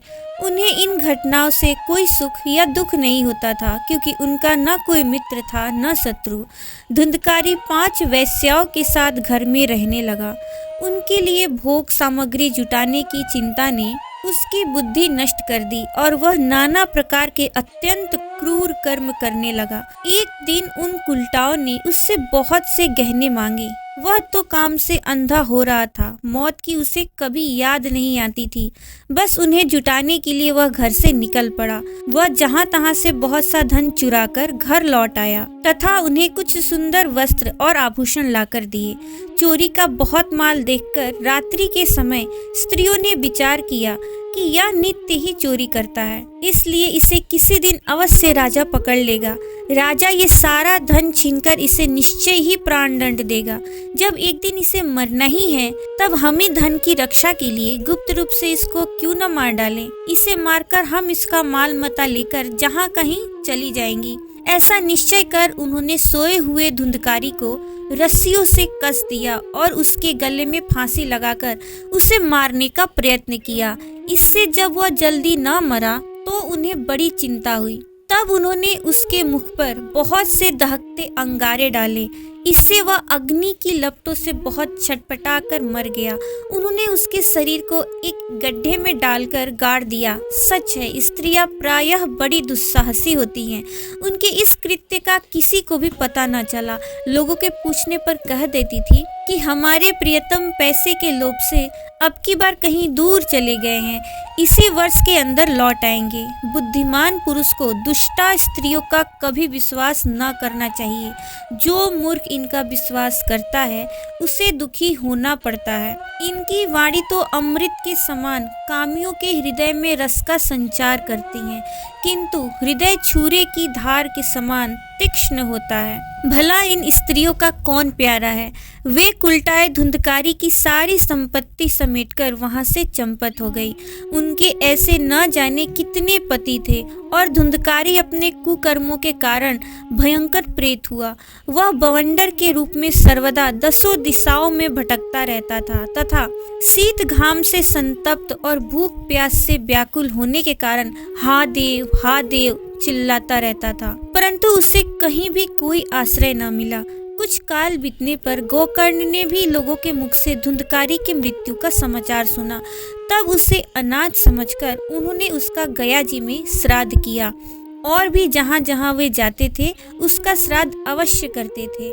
इस प्रकार घूमते घूमते गोकर्ण जी अपने नगर में आए और रात्रि के समय दूसरों की दृष्टि से बचकर सीधे अपने घर के आंगन में सोने के लिए पहुंचे। वहां अपने भाइयों को सोया देख आधी रात के समय धुंधकारी ने अपना बड़ा विकट रूप दिखाया। वह कभी भेड़ा, कभी हाथी, कभी भैंसा, कभी इंद्र और कभी अग्नि का रूप धारण करता। अंत में वह मनुष्य के आकार में प्रकट हुआ।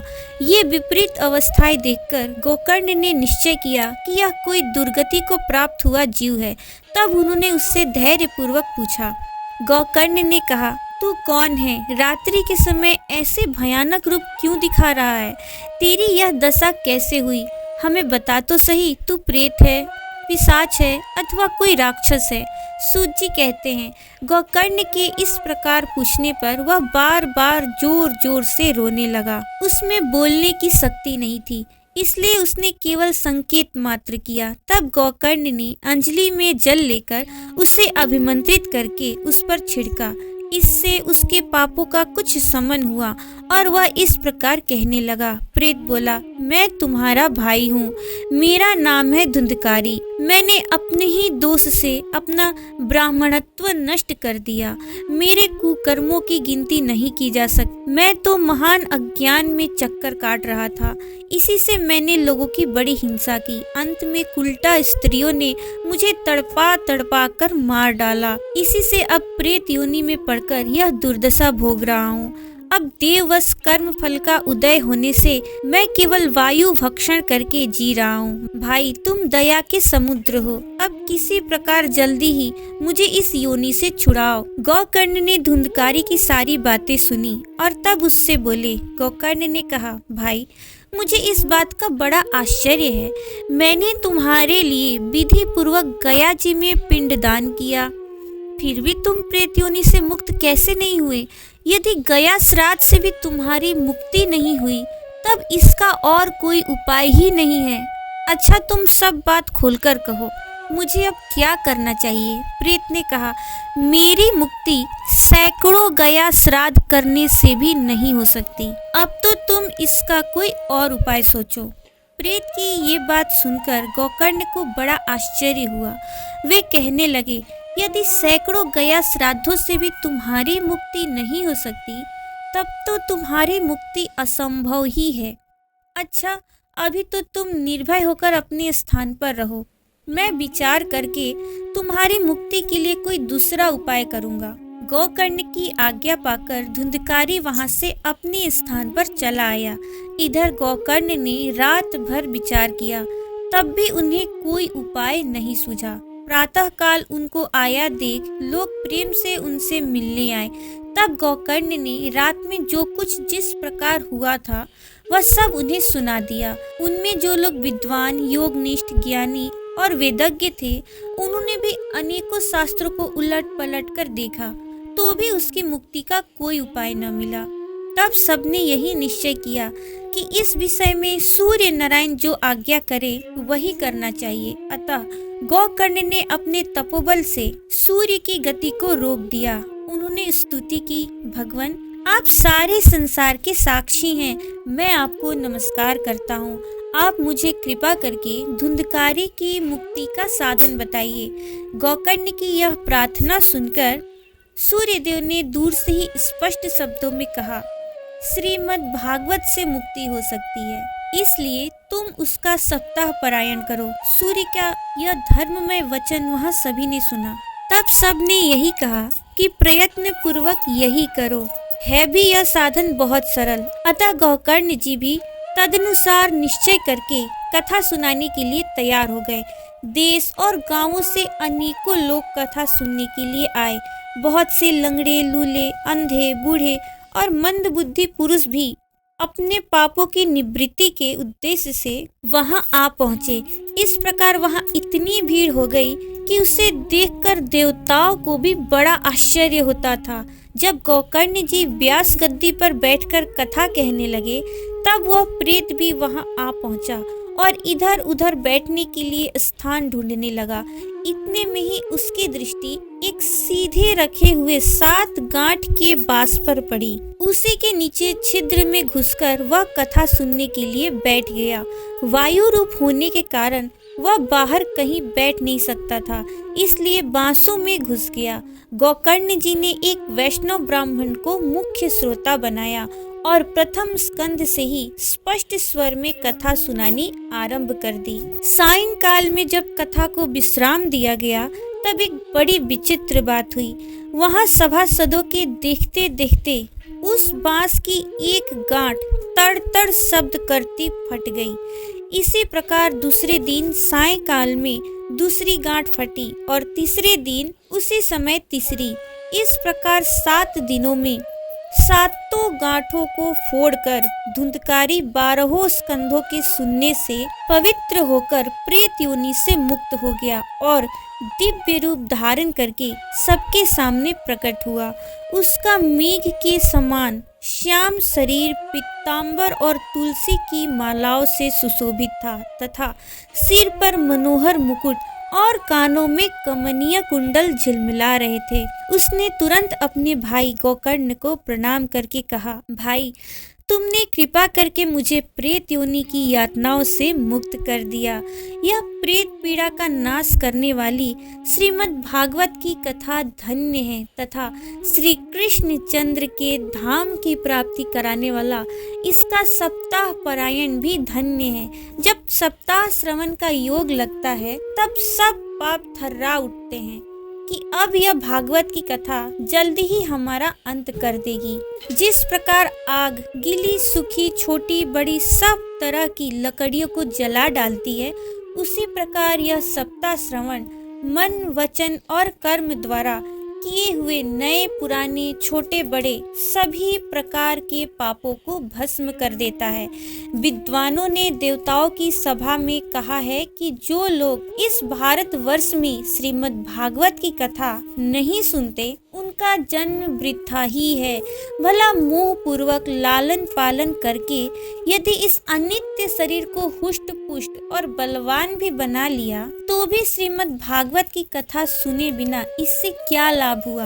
अस्थियां ही इस शरीर के आधार स्तंभ हैं। नस नाड़ी रूप रस्सियों से यह बंधा हुआ है। ऊपर से इस पर मांस और रक्त थोपकर इसे चर्म से मढ़ दिया गया है। इसके प्रत्येक अंग में दुर्गंध आती है, क्योंकि है तो यह मल मूत्र का भांड ही। वृद्धावस्था और शोक के कारण यह परिणाम में दुखमय ही है। रोगों का तो घर ही ठहरा। यह निरंतर किसी न किसी कामना से पीड़ित रहता है, कभी इसकी तृप्ति नहीं होती। इसे धारण किए रहना भी एक भारी है। इसके रोम रोम में दोष भरे हुए हैं और नष्ट होने में इसे एक क्षण भी नहीं लगता।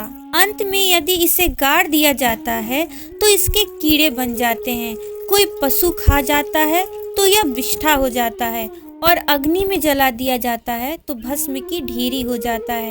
ये 3 ही इसकी गतियां बताई गई हैं। ऐसे अस्थिर शरीर से मनुष्य अविनाशी फल देने वाला काम क्यों नहीं बना लेता। जो अन्न प्रातः काल पकाया जाता है वह सायंकाल तक बिगड़ जाता है, फिर उसी के रस से पुष्ट हुए शरीर की नित्यता कैसी। इस लोक में सप्ताह श्रवण करने से भगवान की शीघ्र ही प्राप्ति हो सकती है। अतः सब प्रकार के दोषों की निवृत्ति के लिए एकमात्र यही साधन है। जो लोग भागवत की कथा से वंचित हैं, वे तो जल में बुदबुदे और जीवों में मच्छरों के समान केवल मरने के लिए ही पैदा होते हैं। भला जिसके प्रभाव से जड़ और सूखे हुए बांस की गांठें फट सकती है, उस भागवत कथा का श्रवण करने से चित्त की गांठों का खुल जाना कौन बड़ी बात है। सप्ताह श्रवण करने से मनुष्य के हृदय की गांठ खुल जाती है, उसके समस्त संशय छिन्न भिन्न हो जाते हैं और सारे कर्म क्षीण हो जाते हैं। यह भागवत कथा रूप तीर्थ संसार के कीचड़ को धोने में बड़ा ही पटु है। विद्वानों का कथन है कि जब यह हृदय में स्थित हो जाता है तब मनुष्य की मुक्ति निश्चित ही समझनी चाहिए। जिस समय धुंधकारी ये सब बातें कह रहा था, जिसके लिए वैकुंठवासी पार्षदों के सहित एक विमान उतरा, उससे सब और मंडलाकार प्रकाश फैल रहा था। सब लोगों के सामने ही धुंधकारी उस विमान पर चढ़ गया। तब उस विमान पर आए हुए पार्षदों को देखकर उनसे गोकर्ण ने यह बात कही। गोकर्ण ने पूछा, भगवान के प्रिय पार्षदों, यहाँ हमारे अनेकों शुद्ध हृदय श्रोतागण हैं, उन सब के लिए आप लोग एक साथ बहुत से विमान क्यों नहीं लाए? हम देखते हैं कि यहाँ सभी ने समान रूप से कथा सुनी है, फिर फल में इस प्रकार का भेद क्यों हुआ, यह बताइए। भगवान के सेवकों ने कहा, हे मानद, इस फल भेद का कारण इनके श्रवण का भेद ही है। यह ठीक है कि श्रवण तो सबने समान रूप से ही किया है, किंतु इसके जैसा मनन नहीं किया। इसी से एक साथ भजन करने पर भी उसके फल में भेद रहा। इस प्रेत ने 7 दिनों तक निराहार रहकर श्रवण किया था तथा सुने हुए विषय का स्थिर चित्त से यह खूब मनन निधि ध्यासन भी करता रहता था। जो ज्ञान दृढ़ नहीं होता वह व्यर्थ हो जाता है। इसी प्रकार ध्यान न देने से, श्रवण का, संदेश से, मंत्र का और चित्त के इधर उधर भटकते रहने से जब का भी कोई फल नहीं होता। वैष्णवहीन देश, अपात्र को कराया हुआ श्राद्ध का भोजन, अश्रोत्रिय को दिया हुआ दान एवं आचारहीन कुल, इन सब का नाश हो जाता है। गुरु वचनों में विश्वास, दीनता का भाव, मन के दोषों पर विजय और कथा में चित्त की एकाग्रता इत्यादि नियमों का यदि पालन किया जाए तो श्रवण का यथार्थ फल मिलता है। यदि ये श्रोता फिर से श्रीमद् भागवत की कथा सुने तो निश्चय ही सबको वैकुंठ की प्राप्ति होगी। और गोकर्ण जी, आपको तो भगवान स्वयं आकर गौलोक धाम में ले जाएंगे। यो कहकर वे सब पार्षद हरि कीर्तन करते हुए वैकुंठ लोक को चले गए। श्रावण मास में गोकर्ण जी ने फिर उसी प्रकार सप्ताह क्रम से कथा कही और उन श्रोताओं ने उसे फिर सुना। नारद जी, इस कथा की समाप्ति पर जो कुछ हुआ वह सुनिए। वहाँ भक्तों से भरे हुए विमानों के साथ भगवान प्रकट हुए। सब ओर से खूब जय जयकार और नमस्कार की ध्वनियाँ होने लगी। भगवान स्वयं हर्षित होकर अपने 5 जन्य शंख की ध्वनि करने लगे और उन्होंने गोकर्ण को हृदय से लगाकर अपने ही समान बना लिया। उन्होंने क्षण भर में ही अन्य सब श्रोताओं को भी मेघ के समान श्याम वर्ण, रेशमी पीताम्बरधारी तथा किरीट और कुंडलादि से विभूषित कर दिया। उस गांव में कुत्ते और चंडाल पर्यंत जितने भी जीव थे, वे सभी गोकर्ण जी की कृपा से विमानों पर चढ़ा लिए गए तथा जहां योगी जन जाते हैं उस भगवत धाम में वे भेज दिए गए। इस प्रकार भक्त वत्सल भगवान श्री कृष्ण कथा श्रवण से प्रसन्न होकर गोकर्ण जी को साथ ले अपने ग्वाल बालों के प्रिय गोलोक धाम चले गए। पूर्व काल में जैसे अयोध्यावासी भगवान श्री राम के साथ साकेत धाम सिधारे थे, उसी प्रकार भगवान श्री कृष्ण उन सबको योगी दुर्लभ गोलोक धाम को ले गए, जिस लोक में सूर्य, चंद्रमा और सिद्धों की भी कभी गति नहीं हो सकती। उसमें वे श्रीमद् भगवत श्रवण करने से चले गए। नारद जी, सप्ताह यज्ञ के द्वारा कथा श्रवण करने से जैसा उज्जवल फल संचित होता है, उसके विषय में हम आपसे क्या कहें। अजी, जिन्होंने अपने कर्णपुट से गोकर्ण जी की कथा के एक अक्षर का भी पान किया था, वे फिर माता के गर्भ में नहीं आए। जिस गति को लोग वायु, जल या पत्ते खाकर शरीर सुखाने से, बहुत काल तक घोर तपस्या करने से और योगाभ्यास से भी नहीं पा सकते, उसे वे सप्ताह श्रवण से सहज में ही प्राप्त कर लेते हैं। इस परम पवित्र इतिहास का पाठ चित्रकूट पर विराजमान मुनीश्वर सांडिल्य भी ब्रह्मानंद में मग्न होकर करते रहते हैं। यह कथा बड़ी ही पवित्र है। एक बार के श्रवण से ही समस्त पाप राशि को भस्म कर देती है। यदि इसका श्राद्ध के समय पाठ किया जाए तो इससे पितृगण को बड़ी तृप्ति होती है और नित्य पाठ करने से मोक्ष की प्राप्ति होती है। इति श्री पद्म पुराणे उत्तरखंडे श्रीमद् भागवत महात्म्ये गोकर्ण मोक्ष वर्णम नाम पंचमो अध्यायः। अथ षष्ठो अध्यायः सप्ताह यज्ञ की विधि। श्री सनकादि कहते हैं, नारद जी, अब हम आपको सप्ताह श्रवण की विधि बताते हैं। यह विधि प्रायः लोगों की सहायता और धन से साध्य कही गई है। पहले तो यत्न पूर्वक ज्योतिषी को बुलाकर मुहूर्त पूछना चाहिए तथा विवाह के लिए जिस प्रकार धन का प्रबंध किया जाता है उस प्रकार ही धन की व्यवस्था करनी चाहिए। कथा आरंभ करने में भाद्रपद, आश्विन, कार्तिक, मार्गशीर्ष, आषाढ़ और श्रावण ये 6 महीने श्रोताओं के लिए मोक्ष की प्राप्ति के कारण हैं। देवर्षि, इन महीनों में भी भद्रा, व्यतिपात आदि कुयुगों को सर्वथा त्याग देना चाहिए तथा दूसरे लोग जो उत्साही हो उन्हें अपना सहायक बना लेना चाहिए। फिर प्रयत्न करके देश देशांतरों में यह संवाद भेजना चाहिए कि यहाँ कथा होगी, सब लोगों को सपरिवार पधारना चाहिए। जो स्त्री और शूद्रादि भगवत कथा एवं संकीर्तन से दूर पड़ गए हैं उनको भी सूचना हो जाए, ऐसा प्रबंध करना चाहिए। देश देश में जो विरक्त वैष्णव और हरि कीर्तन के प्रेमी हो उनके पास निमंत्रण पत्र अवश्य भेजे। उसे लिखने की विधि इस प्रकार बताई गई है। महानुभावों, यहाँ 7 दिन तक सत्पुरुषों का बड़ा दुर्लभ समागम रहेगा और अपूर्व रसमयी श्रीमद् भागवत की कथा होगी। आप लोग भगवत रस के रसिक हैं, अतः श्रीमद् भागवत अमृत का पान करने के लिए प्रेम पूर्वक शीघ्र ही पधारने की कृपा करें। यदि आपको विशेष अवकाश न हो तो भी 1 दिन के लिए तो अवश्य ही कृपा करनी चाहिए, क्योंकि यहाँ का तो एक क्षण भी अत्यंत दुर्लभ है। इस प्रकार विनय पूर्वक उन्हें निमंत्रित करें और जो लोग आए उनके लिए यथोचित निवास स्थान का प्रबंध करें। कथा का श्रवण किसी तीर्थ में, वन में अथवा अपने घर पर भी अच्छा माना गया है। जहाँ लंबा चौड़ा मैदान हो वहीं कथा स्थल रखना चाहिए। भूमि का शोधन, मार्जन और लेपन करके रंग बिरंगी धातुओं से चौक पूरे। घर की सारी सामग्री उठाकर एक कोने में रख दे। 5 दिन पहले से ही यत्न पूर्वक बहुत से बिछाने के वस्त्र एकत्र कर ले तथा केले के खम्भों से सुशोभित एक ऊंचा मंडप तैयार कराए। उसे सब और फल, पुष्प, पत्र और चंदोवे से अलंकृत करें तथा चारों ओर झड़ियां लगाकर तरह तरह के सामानों से सजा दें। उस मंडप में कुछ ऊंचाई पर 7 विशाल लोकों की कल्पना करें और उनमें विरक्त ब्राह्मणों को बुला बुलाकर बैठाएं।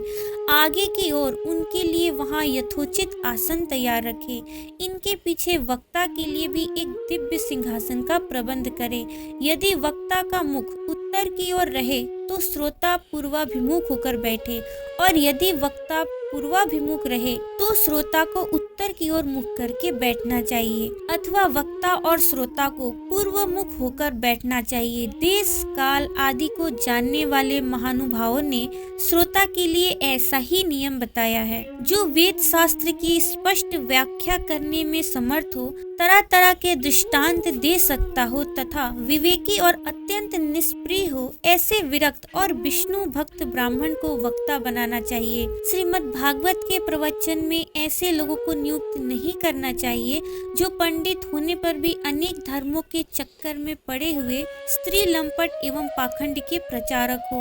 वक्ता के पास ही उसकी सहायता के लिए एक वैसा ही विद्वान और स्थापित करना चाहिए, वह भी सब प्रकार के संशयों की निवृत्ति करने में समर्थ और लोगों को समझाने में कुशल हो। कथा प्रारंभ के दिन से 1 दिन पूर्व व्रत ग्रहण करने के लिए वक्ता को श्रौर करा लेना चाहिए तथा अरुणोदय के समय शौच से निवृत्त होकर अच्छी तरह स्नान करे और संध्यादि अपने नित्य कर्मों को संक्षेप से समाप्त करके कथा के विघ्नों की निवृत्ति के लिए गणेश जी का पूजन करे। तदनंतर पितृगण का तर्पण कर पूर्व पापों की शुद्धि के लिए प्रायश्चित करे और एक मंडल बनाकर उसी में श्री हरि को स्थापित करे। फिर भगवान श्री कृष्ण को लक्ष्य करके मंत्रोपचार पूर्वक क्रमशः षोडशोपचार विधि से पूजन करे और उसके पश्चात प्रदक्षिणा तथा नमस्कार आदि कर इस प्रकार स्तुति करें। करुणा निधान, मैं संसार सागर में डूबा हुआ और बड़ा दीन हूँ। कर्मों के मोह रूपी ग्राह ने मुझे पकड़ रखा है। आप इस संसार सागर से मेरा उद्धार कीजिए। इसके पश्चात धूप दीप आदि सामग्रियों से श्रीमद् भागवत की भी बड़े उत्साह और प्रीति पूर्वक विधि विधान से पूजा करें। फिर पुस्तक के आगे नारियल रखकर नमस्कार करें और प्रसन्न चित्त से इस प्रकार स्तुति करें। श्रीमद् भागवत के रूप में आप साक्षात श्री कृष्ण चंद्र ही विराजमान हैं। नाथ, मैंने भवसागर से छुटकारा पाने के लिए आपकी शरण ली है। मेरा यह मनोरथ आप बिना किसी विघ्न बाधा के सांगोपांग पूरा करें। केशव, मैं आपका दास हूँ। इस प्रकार दीन वचन कहकर फिर वक्ता का पूजन करे, उसे सुंदर वस्त्राभूषणों से विभूषित करे और फिर पूजा के पश्चात उसकी इस प्रकार स्तुति करे। सुख स्वरूप भगवान, आप समझाने की कला में कुशल और सब शास्त्रों में पारंगत हैं। कृपया इस कथा को प्रकाशित करके मेरा अज्ञान दूर करें। फिर अपने कल्याण के लिए प्रसन्नता पूर्वक उसके सामने नियम ग्रहण करें और 7 दिनों तक यथाशक्ति उसका पालन करें। कथा में विघ्न न हो इसके लिए 5 ब्राह्मणों को और वर्ण करें। वे 12 मंत्रों द्वारा भगवान के नामों का जप करें। फिर ब्राह्मण अन्य विष्णु भक्त एवं कीर्तन करने वालों को नमस्कार करके उनकी पूजा करें और उनकी आज्ञा पाकर स्वयं भी आसन पर बैठ जाएं। जो पुरुष लोक संपत्ति धन घर और पुत्रादि की चिंता छोड़कर शुद्ध चित्त से केवल कथा में ही ध्यान रखता है, उसे इसके श्रवण का उत्तम फल मिलता है। बुद्धिमान वक्ता को चाहिए कि सूर्योदय से कथा आरंभ करके 3:30 पहर तक मध्यम स्वर से अच्छी तरह कथा बाचे। दोपहर के समय 2 घड़ी तक कथा बंद रखे। उस समय कथा के प्रसंग के अनुसार वैष्णवों को भगवान के गुणों का कीर्तन करना चाहिए। व्यर्थ बातें नहीं करनी चाहिए। कथा के समय मल मूत्र के वेग को काबू में रखने के लिए अल्पाहार सुखकारी होता है। इसलिए श्रोता केवल एक ही समय हविष्यान्न भोजन करे। यदि शक्ति हो तो 7 दिन निराहार रहकर कथा सुने अथवा केवल घी या दूध पीकर सुखपूर्वक श्रवण करे अथवा फलाहार या एक समय ही भोजन करे। जिससे जैसा नियम सुविधि से सध सके उसी को कथा श्रवण के लिए ग्रहण करे। मैं तो उपवास की अपेक्षा भोजन करना अच्छा समझता हूँ, यदि वह कथा श्रवण में सहायक हो। यदि उपवास से श्रवण में बाधा पहुँचती हो तो वह किसी काम का नहीं। नारद जी, नियम से सप्ताह सुनने वाले पुरुष के नियम सुनिए। विष्णु भक्त की दीक्षा से रहित पुरुष कथा श्रवण का अधिकारी नहीं है। जो पुरुष नियम से कथा सुने उसे ब्रह्मचर्य से रहना, भूमि पर सोना और नित्य प्रति कथा समाप्त होने पर पत्तल में भोजन करना चाहिए। दाल, मधु, तेल, गरिष्ठ अन्न, भाव दूषित पदार्थ और बासी अन्न, इनका उसे सर्वदा ही त्याग करना चाहिए। काम, क्रोध, मद, मान, मत्सर, लोभ, दम्भ, मोह और द्वेष को तो अपने पास भी नहीं भटकने देना चाहिए। वह वेद, वैष्णव, ब्राह्मण, गुरु, गौ सेवक तथा स्त्री, राजा और महापुरुषों की निंदा से भी बचे। नियम से कथा सुनने वाले पुरुष को रजस्वला स्त्री, अंत्यज, म्लेच्छ, पतित, गायत्रीहीन द्विज, ब्राह्मणों से द्वेष करने वाले तथा वेद को न मानने वाले पुरुषों से बात नहीं करनी चाहिए। सर्वदा सत्य, शौच, दया, मौन, सरलता, विनय और उदारता का बर्ताव करना चाहिए। धनहीन, क्षय रोगी, किसी अन्य रोग से पीड़ित, भाग्यहीन, पापी, पुत्रहीन और मुमुक्षु भी यह कथा श्रवण करे। जिस स्त्री का रजोदर्शन रुक गया हो, जिसके एक ही संतान होकर रह गई हो, जो बांझ हो, जिसकी संतान होकर मर जाती हो अथवा जिसका गर्भ गिर जाता हो, वह यत्न पूर्वक इस कथा को सुने। ये सब यदि विधिवत कथा सुने तो इन्हें अक्षय फल की प्राप्ति हो सकती है। यह अत्युत्तम दिव्य कथा करोड़ों यज्ञों का फल देने वाली है। इस प्रकार इस व्रत की विधियों का पालन करके फिर उद्यापन करें। जिन्हें इसके विशेष फल की इच्छा हो वे जन्माष्टमी व्रत के समान ही इस कथा व्रत का उद्यापन करें। किंतु जो भगवान के अकिंचन भक्त हैं उनके लिए उद्यापन का कोई आग्रह नहीं है। वे श्रवण से ही पवित्र हैं, क्योंकि वे तो निष्काम भगवत भक्त हैं। इस प्रकार जब सप्ताह यज्ञ समाप्त हो जाए तब श्रोताओं को अत्यंत भक्ति पूर्वक पुस्तक और वक्ता की पूजा करनी चाहिए। फिर वक्ता श्रोताओं को प्रसाद, तुलसी और प्रसादी मलाई दे तथा सब लोग मृदंग और झांझ की मनोहर ध्वनि से सुंदर कीर्तन करें। जय जयकार, नमस्कार और शंख ध्वनि का घोष कराएं तथा ब्राह्मण और याचकों को धन और अन्न दे। श्रोता विरक्त हो तो कर्म की शांति के लिए दूसरे दिन गीता पाठ करे। गृहस्थ हो तो हवन करे। उस हवन में दशम स्कंद का एक एक श्लोक पढ़कर विधि पूर्वक खीर, मधु, घृत, तिल और अन्नादि सामग्रियों से आहुति दे अथवा एकाग्रचित से गायत्री मंत्र द्वारा हवन करे, क्योंकि तत्वतः यह महापुराण गायत्री स्वरूप ही है। होम करने की शक्ति ना हो तो उसका फल प्राप्त करने के लिए ब्राह्मणों को हवन सामग्री दान करे तथा नाना प्रकार की त्रुटियों को दूर करने के लिए और विधि में फिर जो न्यूनताधिकता रह गई हो उसके दोषों की शांति के लिए विष्णु सहस्त्र नाम का पाठ करे। उससे सभी कर्म सफल हो जाते हैं, क्योंकि कोई भी कर्म इससे बढ़कर नहीं है। फिर 12 ब्राह्मणों को खीर और मधु आदि उत्तम उत्तम पदार्थ खिलाए तथा व्रत की पूर्ति के लिए गौ और सुवर्ण का दान करे। सामर्थ्य हो तो 3 तोले सोने का एक सिंहासन बनवाए, उस पर सुंदर अक्षरों में लिखी हुई श्रीमद् भागवत की पोथी रखकर उसकी आवाहन आदि विविध उपचारों से पूजा करे और फिर जितेंद्रिय आचार्यों को उसका वस्त्र, आभूषण एवं गंधादि से पूजन कर दक्षिणा के सहित समर्पण कर दे। यूं करने से वह बुद्धिमान दाता जन्म मरण के बंधनों से मुक्त हो जाता है। यह सप्ताह परायण की विधि सब पापों की निवृत्ति करने वाली है। इसका इस प्रकार ठीक ठीक पालन करने से यह मंगलमय भागवत पुराण अभिष्ट फल प्रदान करता है तथा अर्थ, धर्म, काम और मोक्ष चारों की प्राप्ति का साधन हो जाता है। इसमें संदेह नहीं है। सनकादि कहते हैं, नारद जी, इस प्रकार तुम्हें यह सप्ताह श्रवण की विधि हमने पूरी सुना दी। अब और क्या सुनना चाहते हो?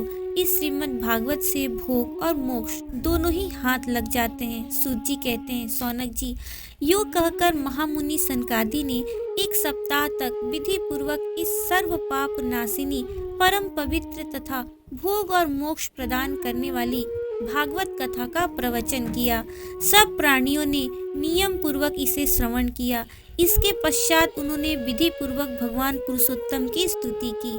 कथा के अंत में ज्ञान, वैराग्य और भक्ति को बड़ी पुष्टि मिली और वे तीनों एकदम तरुण होकर सब जीवों का चित्त अपनी ओर आकर्षित करने लगे। अपना मनोरथ पूरा होने से नारद जी को भी बड़ी प्रसन्नता हुई। उनके सारे शरीर में रोमांच हो आया और वे परमानंद से पूर्ण हो गए।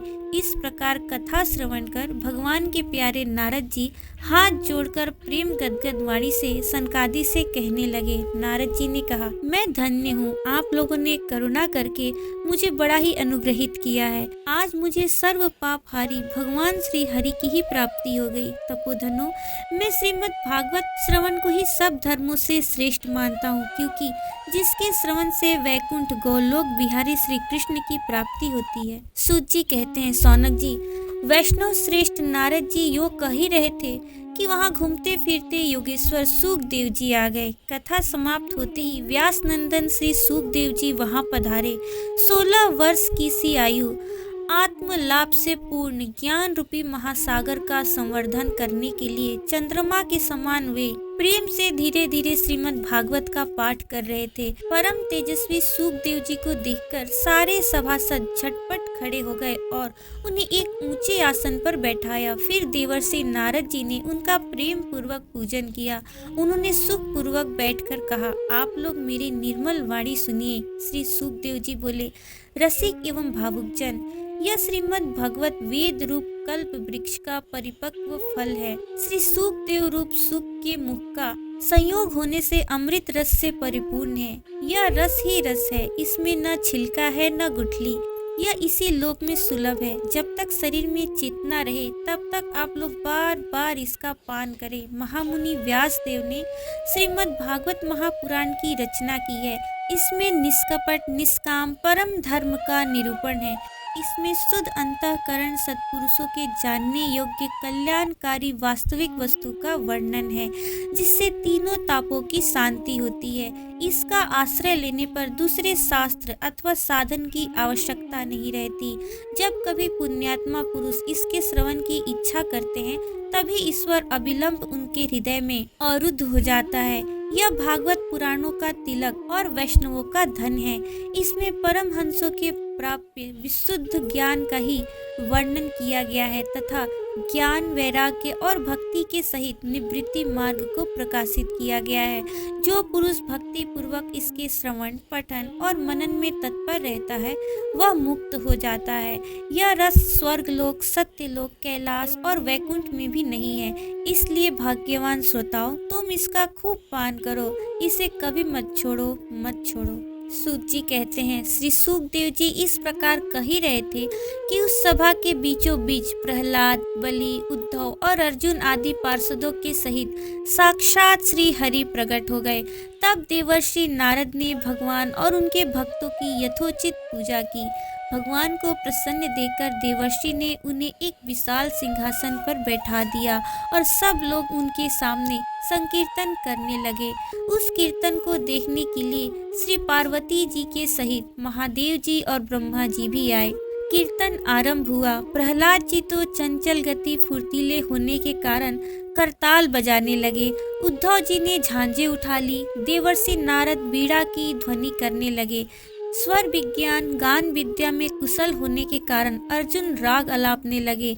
इंद्र ने मृदंग बजाना आरंभ किया। सनकादि बीच बीच में जय घोष करने लगे और इन सब के आगे सुखदेव जी तरह तरह की सरस अंग भंगी करके भाव बताने लगे। इन सब के बीच में परम तेजस्वी भक्ति, ज्ञान और वैराग्य नटों के समान नाचने लगे। ऐसा अलौकिक कीर्तन देखकर भगवान प्रसन्न हो गए और इस प्रकार कहने लगे, मैं तुम्हारी इस कथा और कीर्तन से बहुत प्रसन्न हूँ। तुम्हारे भक्ति भाव ने इस समय मुझे अपने वश में कर लिया है, अतः तुम लोग मुझसे वर मांगो। भगवान के ये वचन सुनकर सब लोग बड़े प्रसन्न हुए और प्रेमार्थ चित्त से भगवान से कहने लगे, भगवान हमारी यह अभिलाषा है, भविष्य में भी जहाँ कहीं सप्ताह कथा हो वहाँ आप इन पार्षदों के सहित अवश्य पधारे। हमारा यह मनोरथ पूर्ण कर दीजिए। भगवान तथास्तु कहकर अंतर ध्यान हो गए। इसके पश्चात नारद जी ने भगवान तथा उनके पार्षदों के चरणों को लक्ष्य करके प्रणाम किया और फिर सुखदेव जी आदि तपस्वियों को भी नमस्कार किया। कथा अमृत का पान करने से सब लोगों को बड़ा ही आनंद हुआ। उनका सारा मोह नष्ट हो गया। फिर वे सब लोग अपने अपने स्थानों को चले गए। उस समय सुखदेव जी ने भक्ति को उसके पुत्रों सहित अपने शास्त्र में स्थापित कर दिया। इसी से भागवत का सेवन करने से श्री हरि वैष्णव के हृदय में आ विराजते हैं। जो लोग दरिद्रता के दुख ज्वर की ज्वाला से दग्ध हो रहे हैं, जिन्हें माया पिशाचनी ने रौंद डाला है तथा जो संसार समुद्र में डूब रहे हैं, उनका कल्याण करने के लिए श्रीमद् भागवत सिंहनाद कर रहा है। सौनक जी ने पूछा, सूत जी, सुखदेव जी ने राजा परीक्षित को, गोकर्ण ने धुंधकारी को और सनकादि ने नारद जी को किस किस समय यह ग्रंथ सुनाया था? मेरा यह संशय दूर कीजिए। सूत जी ने कहा, भगवान श्री कृष्ण के स्वधाम गमन के बाद कलयुग के 30 वर्ष से कुछ अधिक बीत जाने पर भाद्रपद मास की शुक्ल नवमी को सुखदेव जी ने कथा आरंभ की थी। राजा परीक्षित के कथा सुनने के बाद कलयुग के 200 वर्ष बीत जाने पर आषाढ़ मास की शुक्ला नवमी को गोकर्ण जी ने यह कथा सुनाई थी। इसके पीछे कलयुग के 30 वर्ष और निकल जाने पर कार्तिक शुक्ला नवमी से सनकादि ने कथा आरंभ की थी। निष्पाप शौनक जी, आपने जो कुछ पूछा था उसका उत्तर मैंने आपको दे दिया। इस कलयुग में भागवत की कथा भव रोग की रामबाण औषध है। संतजन, आप लोग आदर पूर्वक इस कथा अमृत का पान कीजिए। यह श्री कृष्ण को अत्यंत प्रिय, संपूर्ण पापों का नाश करने वाला, मुक्ति का एकमात्र कारण और भक्ति को बढ़ाने वाला है। लोक में अन्य कल्याणकारी साधनों का विचार करने और तीर्थों का सेवन करने से क्या होगा। अपने दूत को हाथ में पास लिए देखकर यमराज उसके कान में कहते हैं, देखो, जो भगवान की कथा वार्ता में मत हो रहे हो उनसे दूर रहना। मैं औरों को ही दंड देने की शक्ति रखता हूँ, वैष्णवों को नहीं। इस असार संसार में विषय रूप विषय की आसक्ति के कारण व्याकुल बुद्धि वाले पुरुषों, अपने कल्याण के उद्देश्य से आधे क्षण के लिए भी इस सुख कथा रूप अनुपम सुधा का पान करो। प्यारे भाइयों, निंदित कथाओं से युक्त कुपथ में व्यर्थ ही क्यों भटक रहे हो। इस कथा के कान में प्रवेश करते ही मुक्ति हो जाती है। इस बात के साक्षी राजा परीक्षित हैं। श्री सुखदेव जी ने प्रेम रस के प्रवाह में स्थित होकर इस कथा को कहा था। इसका जिसके कंठ से संबंध हो जाता है वह वैकुंठ का स्वामी बन जाता है। शौनक जी, मैंने अनेक शास्त्रों को देखकर आपको यह परम गोप्य रहस्य अभी सुनाया है। सब शास्त्रों के सिद्धांतों का यही निचोड़ है। संसार में इस सुख शास्त्र से अधिक पवित्र और कोई वस्तु नहीं है। अतः आप लोग परमानंद की प्राप्ति के लिए इस 12 स्कंद रूप रस का पान करें। जो पुरुष नियम पूर्वक इस कथा का भक्ति भाव से श्रवण करता है और जो शुद्ध अंतःकरण भगवत भक्तों के सामने इसे सुनाता है, वे दोनों ही विधि का पूरा पालन करने के कारण इसका यथार्थ फल पाते हैं। उनके लिए त्रिलोकी में कुछ भी असाध्य नहीं रह जाता। इति श्री पद्म पुराणे उत्तरखंडे श्रीमद्भागवत महात्म्ये श्रवण विधि कथनम नाम षष्ठो अध्यायः समाप्तमिदं श्रीमद्भागवत महात्म्यम्। हरि ओम तत्सत्। श्री कृष्णार्पणमस्तु।